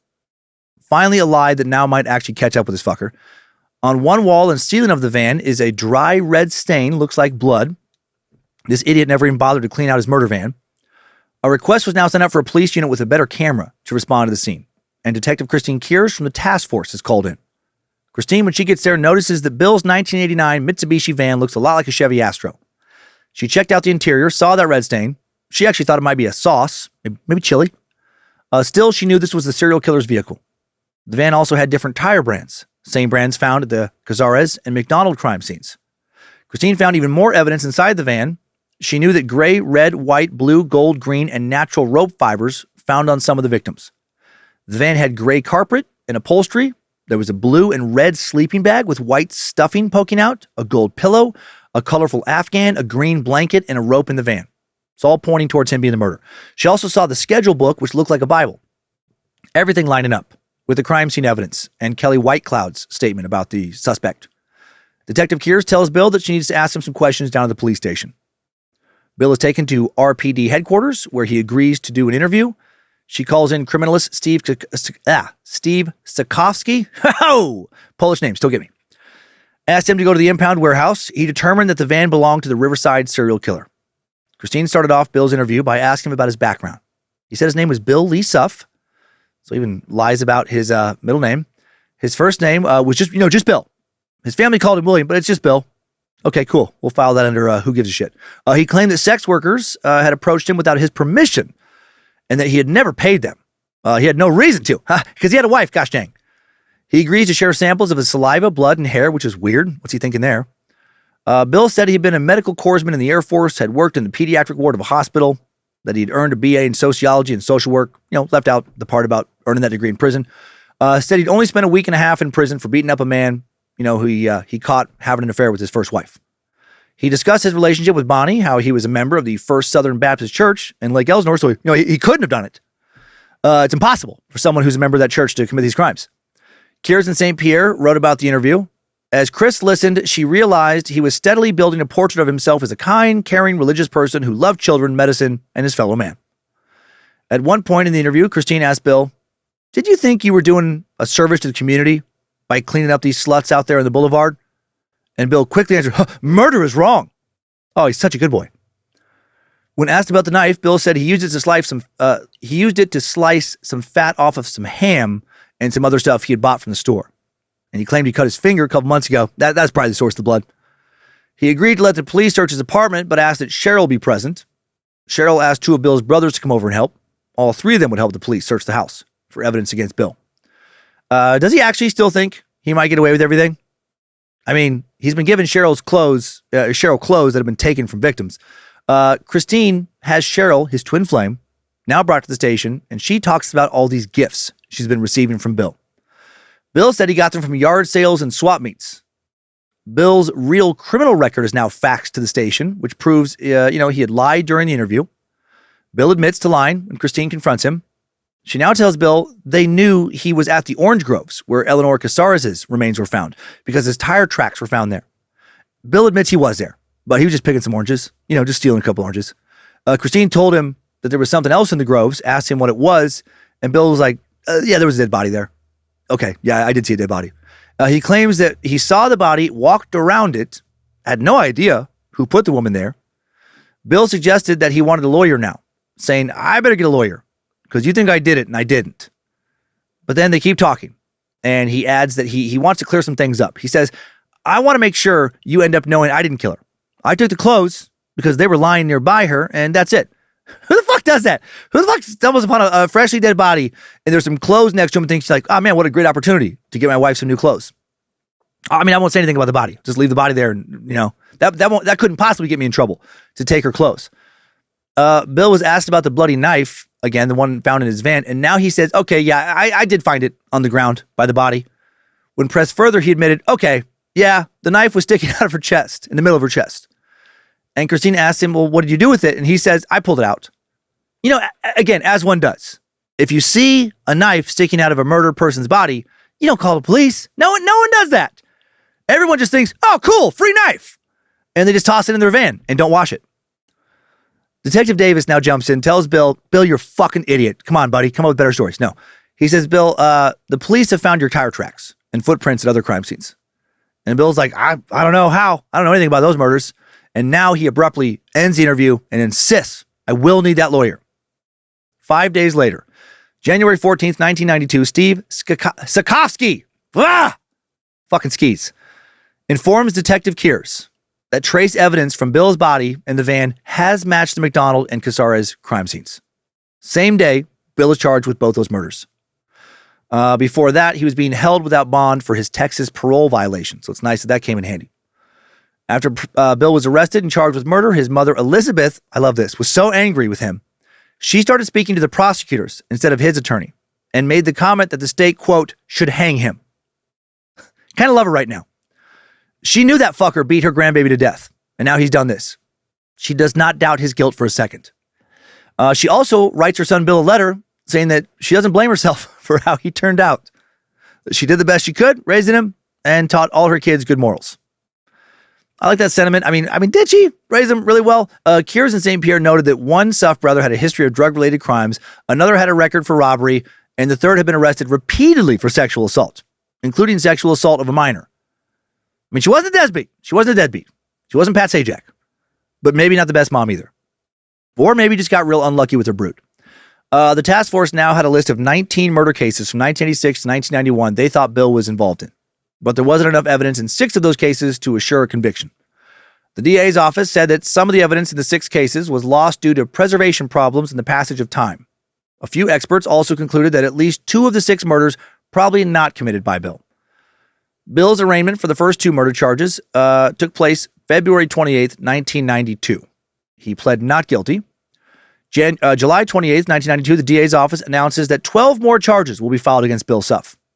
A county grand jury hands down the indictment July 24th. The grand jury viewed evidence of tire impressions, shoe prints, bodily fluids, fibers, head and pubic hairs that linked Bill to over a dozen crime scenes. Bill also charged with the attempted rape and murder of Rhonda Jetmore, right? The one that got away. Despite all the evidence against him, the California court system was so backed up it'll take 3 years for Bill to go to trial. February 16th, 1995, a judge dismisses 1 count against Bill for the oldest murder case, 1986 murder of Charlotte Jean Palmer. Charlotte's cause of death was undetermined, hairs found on her body, similar to Bill's, but testing was not quite conclusive. Trial finally started March of 1995. Local news outlets did cover it, but overall, like I mentioned, didn't receive much media attention. The O.J. Simpson murder trial, happening in L.A. at the same time, certainly not helping this case get a lot of coverage, and also just a general president's prejudice against sex workers. Riverside County DA Paul Zellerbach prosecutes the case. According to Kears and St. Pierre, he often said that if the victims had been housewives instead of hookers, everyone would have been bending over backward to help solve the case. The defense tried to use the victim's line of work to influence the jury. Bill's attorneys protested when Zellerbach asked to present a poster board of family photos of the victims rather than using mugshots or similar photos.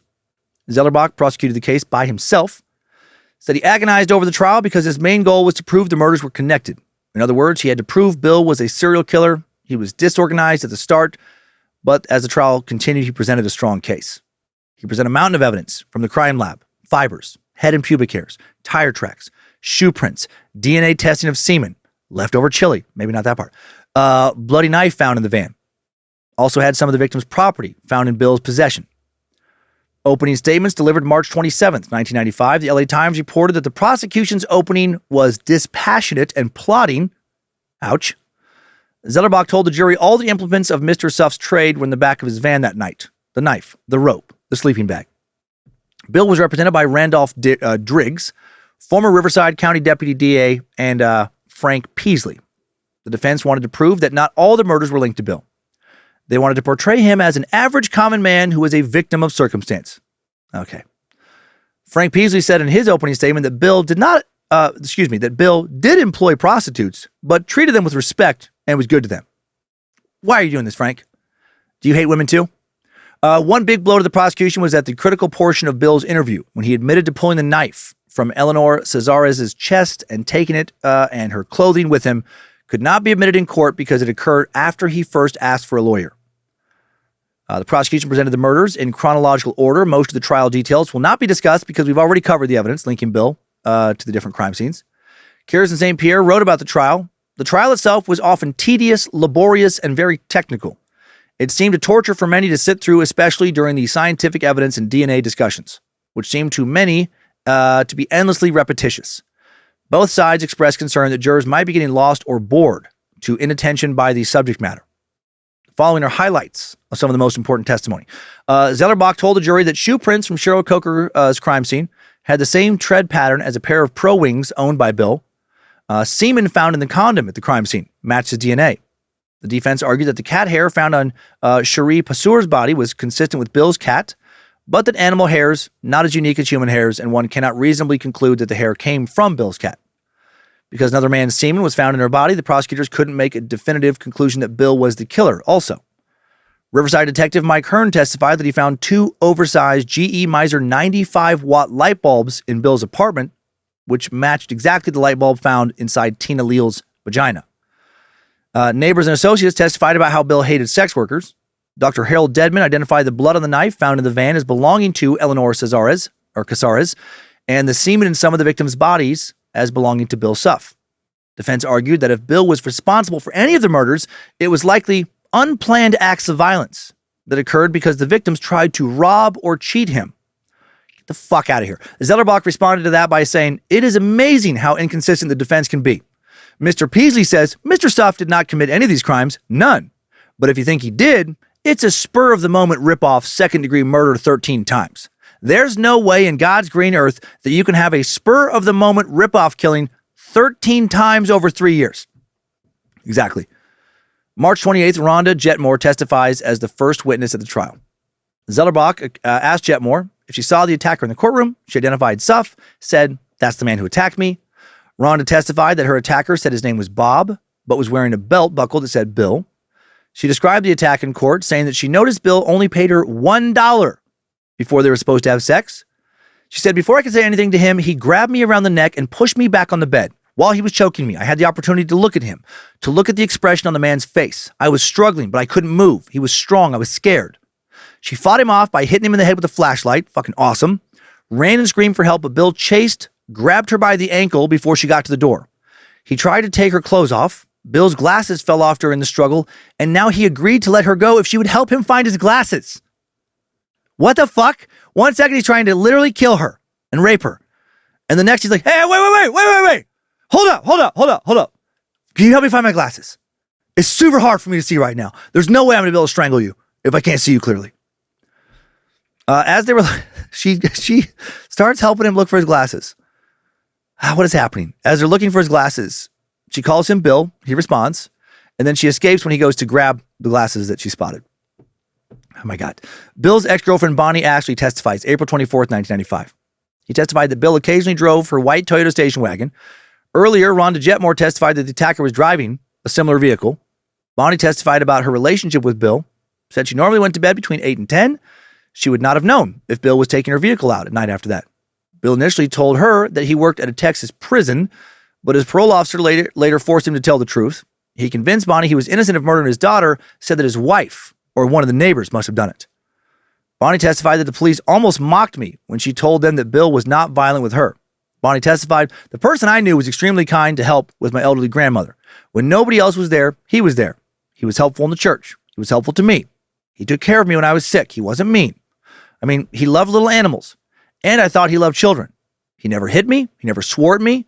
Whenever he would get mad, I couldn't find my watch. And I'd walk around, where's my watch? And my watch would end up in a shoe or something like that." Okay, kind of lost me with the watch stuff, Bonnie.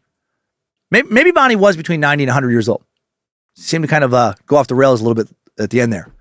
Bonnie confirmed that she and Bill went on a trip to Kings Canyon once, right? An important detail because the defense argued that the Kings Canyon shirt found on Tina Leal, not Bill's, but she was like, no, he did buy that shirt. Bill's wife, Cheryl Lewis, his twin flame, testifies May 3rd, 1995, speaking about the times he claimed he was teaching earthquake preparedness classes at night. also spoke to his abusive nature and his loathing of sex workers. Closing arguments started July 10th. July 11th, Randy Driggs said outside court that he expected Bill to be convicted of, 5 or 6 murders, adding, "That's my realistic belief." That feeling has been more solidified during the trial. The case went to the jury, July 12th, 1995. July 19th, the jury finds Bill guilty of 12 counts of first-degree murder. The jury was deadlocked for almost a week regarding the 13th murder, that of Cherie Passour. One juror refused to change her decision, and a mistrial was declared in that case. Bill also found guilty of the attempted murder of Ron Jetmore. Bill cried after the verdict was read. Oh, poor baby. Afterwards, Driggs read a shitty statement from Bill to the families, said, "Bill wanted me to express some sentiments to the news media, especially to Mr. Little. He was very, very sorry for the deaths of anybody, but he wasn't responsible for them. Totally. He never beat his daughter to death, never killed any of these women." DA Paul Zellerbach said after the verdict, "I'd be upset too if I was on my way to the gas chamber. I'll hand him a tissue when he's walking into the gas chamber." Hell, never mind. Fucking love it, Paul. I should have drinks. Penalty phase started July 24th, 1995. For the first time, the jury now heard about the murders of his infant daughter, Dejanay Suff, and Lisa Lasik. The defense tried to imply that Bill's first wife, Terrell, may have been the killer, and then they were reprimanded by the judge for saying that shit. Zellerbach also testified about the abuse of Bill's other daughter, Bridget Suff. Cheryl returned to give testimony about that abuse. The victim's family spoke in court, gave impact statements that humanized the victims, showed how they were beloved family members. Then Randolph Driggs said in the defense's opening statement of the guilt phase, "I want to talk about Bill Suff as a human being, the side you haven't seen before." And the defense presented some character witnesses, including Bill's mother. They didn't have very many witnesses. She was the only family member who would testify, and she was not the best character witness, as she still hated him. Elizabeth Mead would testify August 8th, 1995. Again, only family member who testified. Talked about how her husband left the family, never sent any money, so Bill got a job to help out. That part was nice. But then said that when she read about how Bridget was abused, made her doubt that her son was innocent in Dejanay's case, as he'd claimed. Bonnie next testified about how Bill was kind and caring, but he also stole $900 from her grandma's caretaking account. He said he took the money to pay himself for the work he did for her without asking. She negotiated a lesser payment, then asked Bill to get the fuck out. And then when he left, he took all the jewelry he'd ever given her with him. So, not the most glowing character reference. That was a defense witness. Randy Driggs asked the jury to consider life without parole rather than the death penalty and said that Bill would be a marked man in prison because he was a child killer. Mr. Suff will be living on the edge of his seat for the rest of his life. He'll be worrying about his next step, his next move, who's behind him. August 17th, 1995, the jury votes for the death penalty. It took them a whole 10 minutes to reach that decision. I love it. Some jurors later said they were hesitant to sentence Bill to death during the, this penalty phase until they saw a photo of dead, the child, Dejanay Suff. Then it was full on, can he maybe be taken out to the desert to have his eyes carved out with a spoon and ants put in his head and all the other shit Dan said? October 26, 1995, a judge officially sentences Bill Suff to death. At the sentencing hearing, Bill, poor good boy, can't catch a break, Bill, quote, delivered a long rambling lament about his innocence and unfortunate situation. Bill said about himself during this fucking rant, quote, "I'm a caring, loving, and helpful person. Ask anyone close to me. I gave people I barely knew money and food. That's the kind of person I am. The prostitute killings went on before I came to California, and they continued after my arrest. The responsible parties are still out there killing." He said that the evidence against him was planted to find anyone, guilty of the murders. Oh, Billy boy. Also said he was a hopeless romantic and lamented that women would no longer want to be with him. I hope he's receiving some romance in prison right now. Like some very fucking rough, violent romance. He specifically brought up the murder of Kimberly Little, arguing that he gave her food and money and invited her to live with him. He said, "I couldn't have killed Kim. I care for her too much." No one seemed to give a fuck about what he was saying. Not even Mama. 2 years after being sentenced to die in 1997, Bill Suff will work with author Brian Allen Lane for his book, Cat and Mouse, Mind Games with a Serial Killer.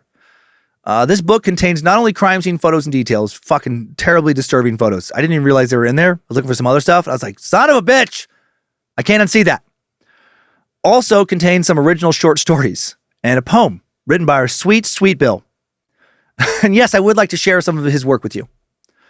This is his poem. It's so bad. Called That Forever Tear. And I'd like to read it over some ragtime music to make sure that no one likes it.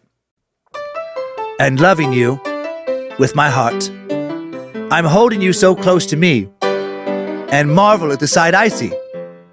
You're beautiful beyond compare. I reach for you, but you're not there. It's just a dream, I realize. And once again, tears fill my eyes. I have this dream most every night. I reach for you and hold you tight. But come the dawn, you'll disappear. And again I shed that forever tear. Wow, what a great literary work for a guy in his mid-40s. So complex and nuanced. It definitely doesn't sound like a 12-year-old wrote that shit in fucking 10 minutes for an in-class assignment that they didn't really care about. I'll spare you the short stories. They're very long and fucking suck. April 28th, 2014, the California Supreme Court upholds the death penalty for Bill Suff. But then March 13th, 2019, California Governor Gavin Newsom signs an executive order placing a moratorium on the death penalty in the state of California. Not a fan of that decision. I do get protecting people who are innocent on death row, right? Could be innocent, possibly, small chance. But in cases like this, get the fuck out of here. No one in U.S. history has ever been falsely convicted of a dozen different murders, from what I can tell. Come on. Last thing, as of today, Bill Suff, 73 years old, inmate number J83402. He's in San Quentin.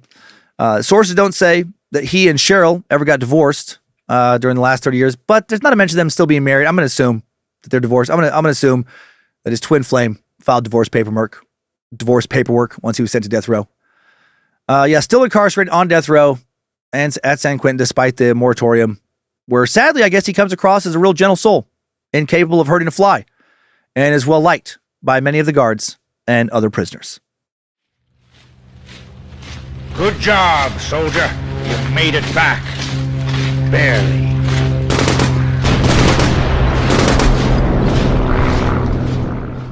Bill Suff, the Riverside Killer. What a monster.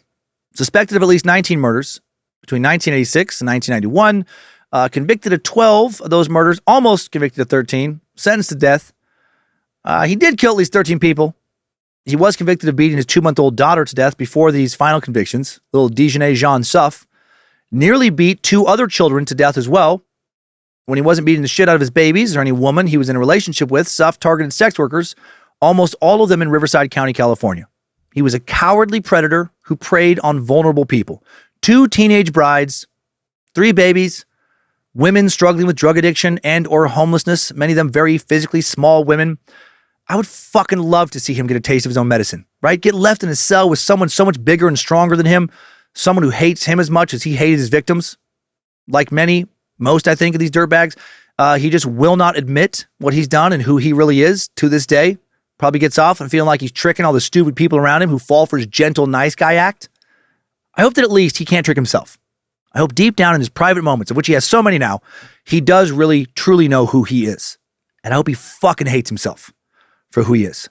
At the very least, I hope he hates knowing that he will die in prison. He'll die not having known freedom since January of 1992, over 30 years ago. Also hope he checks out this episode. I mean, he's probably allowed to listen to the podcast. I hope it makes his blood boil. You sad little clown, Billy. Those kids back in high school, your old vice principal, maybe they found you pathetic or didn't want to be around you because they saw the real you. Back when too many people still thought you were a good person. They saw the monster inside. Rapist, torturer, murderer of women, abuser, murder of infants, lowest form of human. Pat Sajak did you dirty. But you can't blame Pat for who you became. Time for today's Top 5 Takeaways. Timesuck Top 5 Takeaways. Number 1, William Lester Suff. Born in Southern California, grew up in the 1950s and 60s, had a fairly normal childhood in California until his dad abandoned the family when he was just 16. His mother may have been critical and not overly affectionate towards her children, but she was not physically abusive. Why did he turn out the way he did? We'll never know, because he will never bother to look inward and try to find out and tell anybody. Number 2, William Suff's first murder victim was his own infant daughter, Dejanay Suff, just 2 months old, when she died from a ruptured liver, other extensive injuries. She'd been abused by Bill almost since birth. Bill was sentenced to 70 years in prison for her death, plus another 3 for an additional crime, but released after less than 10. Number 3, Bill Suff targeted sex workers almost exclusively in Riverside County, California, strangled or stabbed his victims, sometimes both, and exposed their bodies after death. Many victims posed in sexual positions, arms exposed to reveal needle marks. Suff also dumped some women in dumpster enclosures and put a trash bag over one victim's head, as if he were telling the police what he really thought of these women. Some victims beaten before they died, others mutilated after death, several victims' breasts cut off. One victim had a light bulb inserted into her body after death. Number 4, Bill Suff organized an annual chili cook-off among Riverside County employees for their yearly picnic, and some investigators suspect that he may have put the missing breast of victim Catherine McDonald into his chili that they ate. Number 5, new info. Speaking of chili, that book, Mind Games of the Serial Killer, doesn't just contain, Bill's poem and some of his short stories. It also contains a whole bunch of Bill's recipes, like so many, including the recipe for his cook-off winning chili. I'm going to let Bill tell you all about it. His sweet, sweet chili serves 8 to 10. This recipe has a long and extensive background. I first began attending chili cook-offs in Texas while working for Uncle Sam. I've tasted everything from rabbit and game bird chili to possum and rattlesnake chili. Overall theme was a hot, spicy chili. As I got older, my stomach began to rebel as all those hot spices, so I had to modify my chili. After many, many different variations, I finally settled on the version that appears here, an award-winning one. For 3 years running, this is the version that took first place award in its division. The first 2 of those years, and also won the overall Best Chili Grand Prize Award. But the biggest compliment I ever got from my chili came from an old girlfriend. She hated chili. Couldn't stand it. Wouldn't try it. One evening, I fixed up a pot of it. It cooked all that night and the next day. That evening, I was going to have a couple bowls and take the rest to work the next day. When I dished up a bowl, my girlfriend suddenly decided she wanted to taste. Half of the chili disappeared that evening, and she took the rest with her the next day for her lunch. After that, she still professed distaste for chili, but she sure had extra helpings of my chili. Now, you must realize that there's a lot involved in making this chili, and it's best if it gets a chance to cook a minimum of 15 hours. It can be fixed in a couple of hours if you're willing to sacrifice some taste. But if you have the patience to let it cook all night and into the next evening, well worth the wait. And please, I beg of you, don't spoil the chili by adding beans. As I've stated many times, beans don't belong in chili. Beans may help the chili to go further in feeding, but it ruins the pure taste of the chili. If you want the chili to feed more people, make more chili. Of course, there are some people who will never understand that and will add beans anyway. Well, I say, let them stand downwind of those people who ate the beans. Oh, Bill, there's that sense of humor we love. Here's how you make that chili.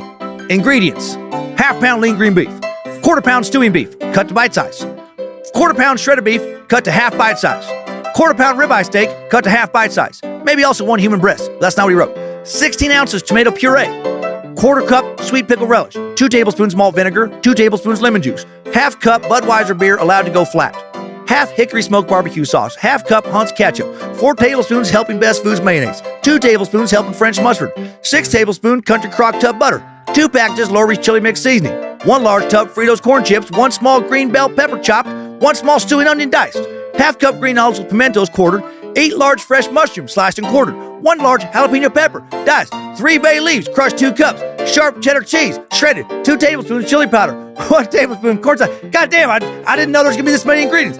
2 teaspoons salt, 1 teaspoon black pepper, 1 teaspoon minced onion, 1 teaspoon oregano, 1 tablespoon hickory smoked salt, 1 tablespoon garlic salt, 1 tablespoon paprika. And now that you have all that, in a skillet, cook the ground beef thoroughly, then pour off and discard the grease. Add half of the bell pepper, stewing onion, and mushrooms, plus 1 tablespoon of malt vinegar, 2 tablespoons butter, 1 tablespoon chili powder, 1 teaspoon salt, 1 package chili mix seasoning. Cook for 10 minutes over medium heat, stirring occasionally. Pour juices into a saucepan after spooning the meat and vegetables into a 2-quart crock pot set on low heat. Place the saucepan juices covered over low heat to simmer. Next, cook the ribeye steak, shredded beef, stewing beef, maybe 1 human breast, in a skillet. Then discard the grease. Follow above directions to cook the second half of the above ingredients with the meat. Again, pour juices on the saucepan to simmer and solids into the crock pot. To the saucepan, add the pickle relish, garlic salt, hickory smoked salt, lemon juice, minced onion, cornstarch, and oregano. Bring heat up to medium, stir until mixture begins to boil. Add mixture to crock pot. To the ingredients in the crock pot, add the flat beer, tomato puree, mayonnaise, barbecue sauce, ketchup, mustard, jalapeno pepper, black pepper, crushed bay leaves, 2 cups of corn chips, fermented butter, and 1 cup of shredded cheddar cheese. Cover and let cook on medium for 2 hours, or on low heat, preferably for a minimum of 15 hours, re-stirring occasionally. Went through cooking, pour remaining cheddar cheese on top of chili, cover, let sit for 10 minutes with heat off, serve hot with freaking sprinkle over top of remaining fries, on top for dipping salt, and fucking pepper to taste. Woo! There you go. Did not expect to come across what might be a delicious chili recipe today. But, here we are. Timesuck Top 5 Takeaways. The Riverside Killer, America's forgotten serial killer, has been sucked. And yes, I did practice saying that recipe to time it to the music. Thank you to Queen of Bad Magic. The rest of the team here, including Logan Keith, the Art Warlock, recording this show, Olivia Lee, providing initial research this week. Thanks to the Space Nerds on Patreon for continuing to support this show and get early release ad-free episodes. Thanks to the All-Seeing Eyes moderating the Cult of the Curious private Facebook page, the Mod Squad making sure the Timesuck Discord channel stays fun, and everybody else helping on all the other Facebook groups. Thanks to everyone over on the Timesuck subreddit and Bad Magic subreddit. And now let's check out this week's Timesucker updates. Updates? Get your Timesucker updates. Today's first update comes in from a sweet sack named Floyd, writing in with the subject line of "What is big deal?" about IBLP. Greetings and salutations, Master Timesucker, Prophet of Nimrod, and favorite chew toy Bojangles. I guess you could be Lucifina's favorite chew toy as well. I don't know. I'm writing for you for two reasons. One, because you finally covered IBLP in the Duggar Dark Secrets episode of Timesuck. I'd wanted to write in and suggest covering Bill Gotthard, as we called him back in the day, but I'm still catching up to current date episodes after starting at episode 1 last year. I'm currently at 145, but I had to skip ahead to listen to the one about IBLP, mainly because my family was deeply involved in it during the 90s to early 2000s. I personally met with old Billy Boy multiple times, attended the first years of their fake college, and even unwittingly smuggled $20,000 of cash into Russia for them. Yay, cult shenanigans. You definitely only scratched the surface of a very deep subject, not to mention the paramilitary group called Alert that still runs out of their headquarters in Big Sandy, Texas, ironically on the campus of a different cult that went defunct a while back. Thankfully, my siblings and I are completely out and enjoying life like, quote, normal people. Any chance I get, I will decry the madness of religious extremism and dangers of high control groups like IBLP. If you haven't seen the docuseries Shiny Happy People yet, I highly recommend it. I might have been in it. As kids, we would never have been allowed to listen to anything as worldly as your comedy or podcast. But I'm proud to say that I'm hooked after my brother harassed me into listening. He's a badass vet, awesome brother-in-law. If you can give a shout out to Ryan, Mother Flippin' Yancey, I'm sure you'd make his damn day. But none of that is why I'm writing today. I'm currently on episode 145, and for nearly a goddamn hour, every time you reference a venomous snake, you call it poisonous, and I'm losing my mind. Obviously, you didn't read any wisdom booklets, IBLP shitty homeschool materials, or you would know the difference. There were plenty of examples given of God smiting some unworthy sinner with venomous snakes, and that shit sticks with you. An easy way to remember it is, if you bite something and you die, then it is poisonous. If it bites you and you die, then it is venomous. Being a mushmouth does not adequately explain this simple gaffe, as my sister would say. Do better. Thanks for what you do. The Cult of the Curious is grateful. Please keep on sucking, Floyd. Floyd, I love this message. Big thanks to Ryan, Mother Flippin' Yancey, for dragging you into this weird little world. Yeah, I did eventually learn, as you're probably hearing already on some old updates, the difference between venomous and poisonous. But I didn't get that awesome example. If you bite it, it's poisonous. If it bites you, it's venomous. Venomous. Yeah, that's awesome. And I did watch that doc, Shiny Happy People. So I did probably see you. And yeah, we barely scratched the surface of the IBLP. The paramilitary group they have is fucking bonkers, truly thinking they can, with God's help, of course, actually take over the world. Scary. Luckily, they are currently a bit outmatched by our military. Let's hope it stays that way. Hope you enjoy the rest of this ride. You got some wild episodes and a little bit of drama ahead of you before you're fully caught up. Next up, probably small-headed and tiny-wristed sack Tony P. Writes in with no subject line. Says, hey, Dan, I've been a big fan of yours for many years. I absolutely love Timesuck. I've listened to almost every single episode. Wanted to talk to you about the episode that you most recently did about incels, because I used to be an incel. The only thing that really separated me from the entire incel ideology was that I understood that you can always change things about yourself and make yourself better. And that's exactly what I did. I work out every single day. I take Brazilian jiu-jitsu classes. I read every book I can get my hands on. I'm just doing things to improve myself as a human being.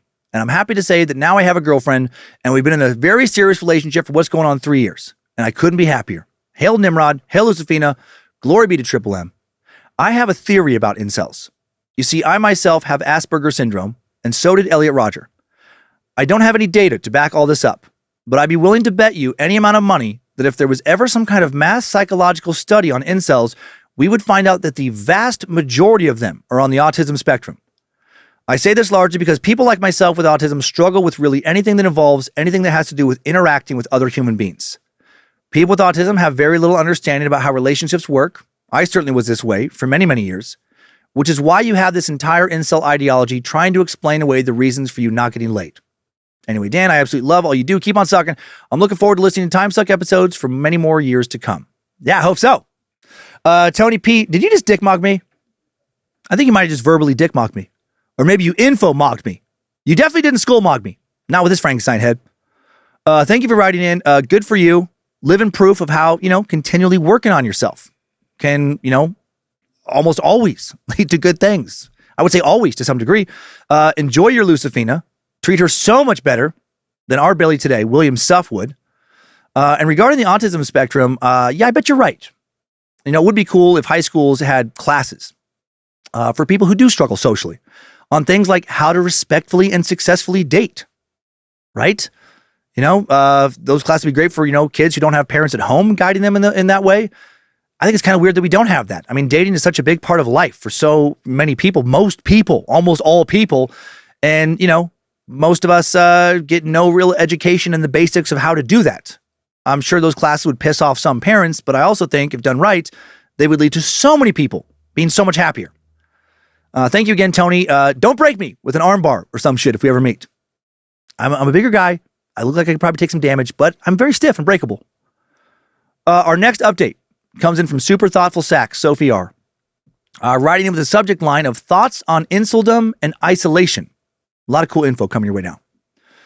Dear Suckmaster, just got done listening to your Incelosphere episode. I was so excited to see you were covering this topic, as studying the manosphere, incels, and adjacent online communities was pretty much all I did the last 2 semesters of my undergrad years as a sociology student.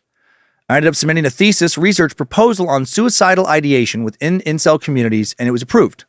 Unfortunately, it was not submitted for full research as I had to transfer universities due to life circumstances changing. Still have it saved on my hard drive, since erasing over 20 pages of research is too much for my ego. You and your team did an excellent job researching the topic and covering the origins, current state, and ongoing evolution of the incel community. I was also really impressed with how much of the vernacular and pseudoscience theories you covered that incels use in sight. I'll never forget trying to dissect the dense, mind-bendingly obtuse scientific theories that incels would regularly post on chat rooms and message boards, and trying to figure out how I could possibly explain terms like foreskin mogged and forehead cell in my research without sounding off my rocker. I did want to touch on one thing that I found in my own research that I wanted to tack on to your conclusions for consideration. I do apologize for the length of the email, but I feel there are too many things I can't leave out. I would undoubtedly classify incel ideology and manosphere beliefs as extremist and incredibly dangerous.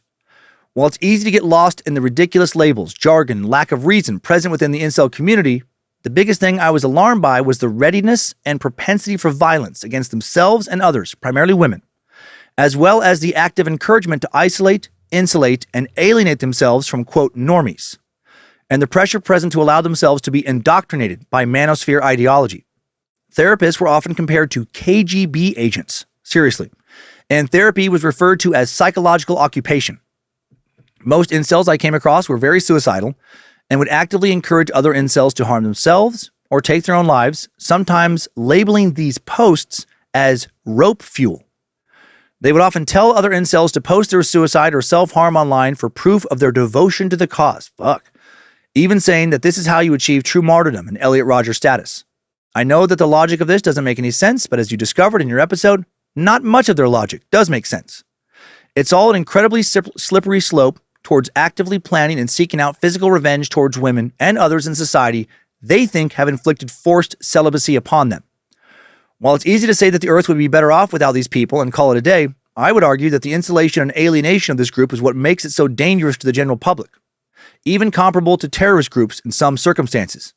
As you discussed, many voice that they are willing to hurt themselves and take others out with them to inflict as much damage as possible. It's close to impossible to tell if this language is ambiguous for shock factor or if they are actually planning attacks. I recall one source I used in my own research comparing incel tactics of isolation, indoctrination, and suicide to ISIS in its intensity and fervency. And I can't say I disagree. The media only tends to focus on incel violence after it has happened, not so much on the buildup and how that incel got to the point of extremism that they kill others and themselves. But what are we to do when incels are actively encouraging themselves and others to not seek outside help and to not seek psychological intervention? Well, I wouldn't say that full-on inceldom is super common. Sympathy of and justification of incel beliefs absolutely is, and that's where it all starts. Many incels do not actively voice their beliefs outside of online forums as they know they will be shunned and shut out by others. But it's this isolation and echo chamber effect that allows extreme ideologies to grow and fester unchecked and unchallenged. I implore anyone and everyone who might even think that their loved one or friend is sympathetic to incel ideology or is starting to slip into inceldom to please, please, please reach out to them. Have a conversation about why they believe the things that they do as factually and calmly as you can. More often than not, incels have an incredibly childlike, immature sense of emotion and view of the world, and their views have not been challenged or contested by others. This also comes along with perceived victim complexes that are intensified within these echo chambers. Even when it seems to be pointless and you're not getting through to them, keep pressing. Obviously, the views that incels hold are disgraceful, abhorrent, and are usually mind-numbingly infuriating to listen to. Many people don't want to expose themselves to the shit that is spewed by incels, and the natural reaction is to get as far away from that person as possible. I also realize that this is not realistic in every and all interactions with incels, as some are just too hateful and rage-fueled to be reasoned with, like your former friend you mentioned.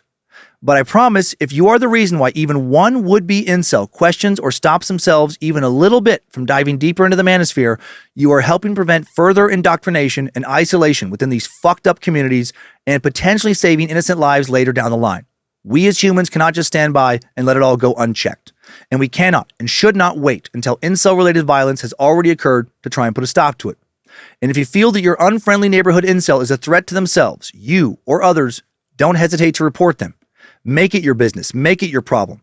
I cannot say how many incel attacks could have been prevented if authorities had been involved sooner and if someone had just said something. I could honestly keep writing about this topic, and I know there are a lot of important arguments and aspects I left out, like freedom of speech argument, intersection with white supremacy, lack of moderation within online forums, etc. But I wanted to try and condense it as much as I could. I think it's something we can't gloss over when discussing inceldom and the dangers that come with it. Keep on sucking. Don't stop doing what you're doing. It's more important than you know. 3.5 out of 5 stars. Would highly recommend Sophie R. Well, Sophie, holy shit, you're a great writer. So much awesome information packed into a few paragraphs. I hope your research helped you get into grad school or whatever you were hoping it would do for you. I think you might be able to skull mog me if your skull size is a reflection of your powerful brain. Please don't skull mog me. It'll give me a headache. But seriously, thanks for showing how we should not get distracted by all the silly terminology to the point that we don't see it as a big problem. Yes, talk to people who have these beliefs, challenge them, reason with them, try and get them to take the Tony P route, leave these echo chambers and focus on personal improvement. Fucking rope fuel. That is dark. One more update now. Quick one. Silly one. Coming in from Dried Up Sack KB. No subject line for this silly sucker who writes, "Hey Dan, I have an autoimmune disease where a symptom is vaginal dryness. And you're absolutely correct. After listening to the incel suck, my puss has never been drier. So thanks for that, KB. P.S. I would also rate myself as a Becky Light on my best days and a 2 normally." Oh, KB, why is puss so much funnier than just saying puss? I hope I always find slang for private parts this funny. Sorry about you and your super, super dry puss. Careful it doesn't crumble into dust. Then you'll just be like a Becky Light Barbie doll with nothing but smooth, hole-free skin down there. Glad we can have serious discussions and also get silly with all the crazy shit we talk about here. Thanks everyone for sending in messages to bojangles@timesuckpodcast.com. You're the fucking best. Thanks, time suckers. I needed that. We all did. Thanks for listening to another Bad Magic Productions podcast. Scared to death, Timesuck each week. Please, please, please do not hit any babies this week and don't kill any sex workers. Be nice to babies and be nice to sex workers. Babies are cute and helpless. Babies fucking love everything. And sex workers, I mean, come on, they fuck you. Why is that something to be mad about? Pay them their money, relax, and maybe enjoy it while they keep on sucking.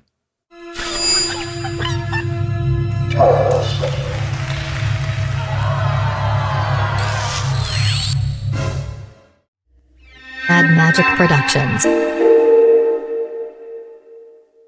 I almost forgot to mention one more very important, super relevant sponsor today. Today's Timesuck was brought to you by Kroll's Cafe and Malt Shop. Hello, fellow diner and sexy cow lover. This is Joachim Kroll, and I want you to come to my cafe down in Streusel Sauerkraut. We have the finest chocolate malts and the sexiest hamburgers. But mostly people come for the blue light specials. This week, we have a nice bowl of Suff Special No Beans Sun Breast Chili, an award-winning dish made with a little extra love. And whoever finds the nipple in the bowl eats for free. So come on down to Kroll's Cafe, where it's always mostly beef, I promise.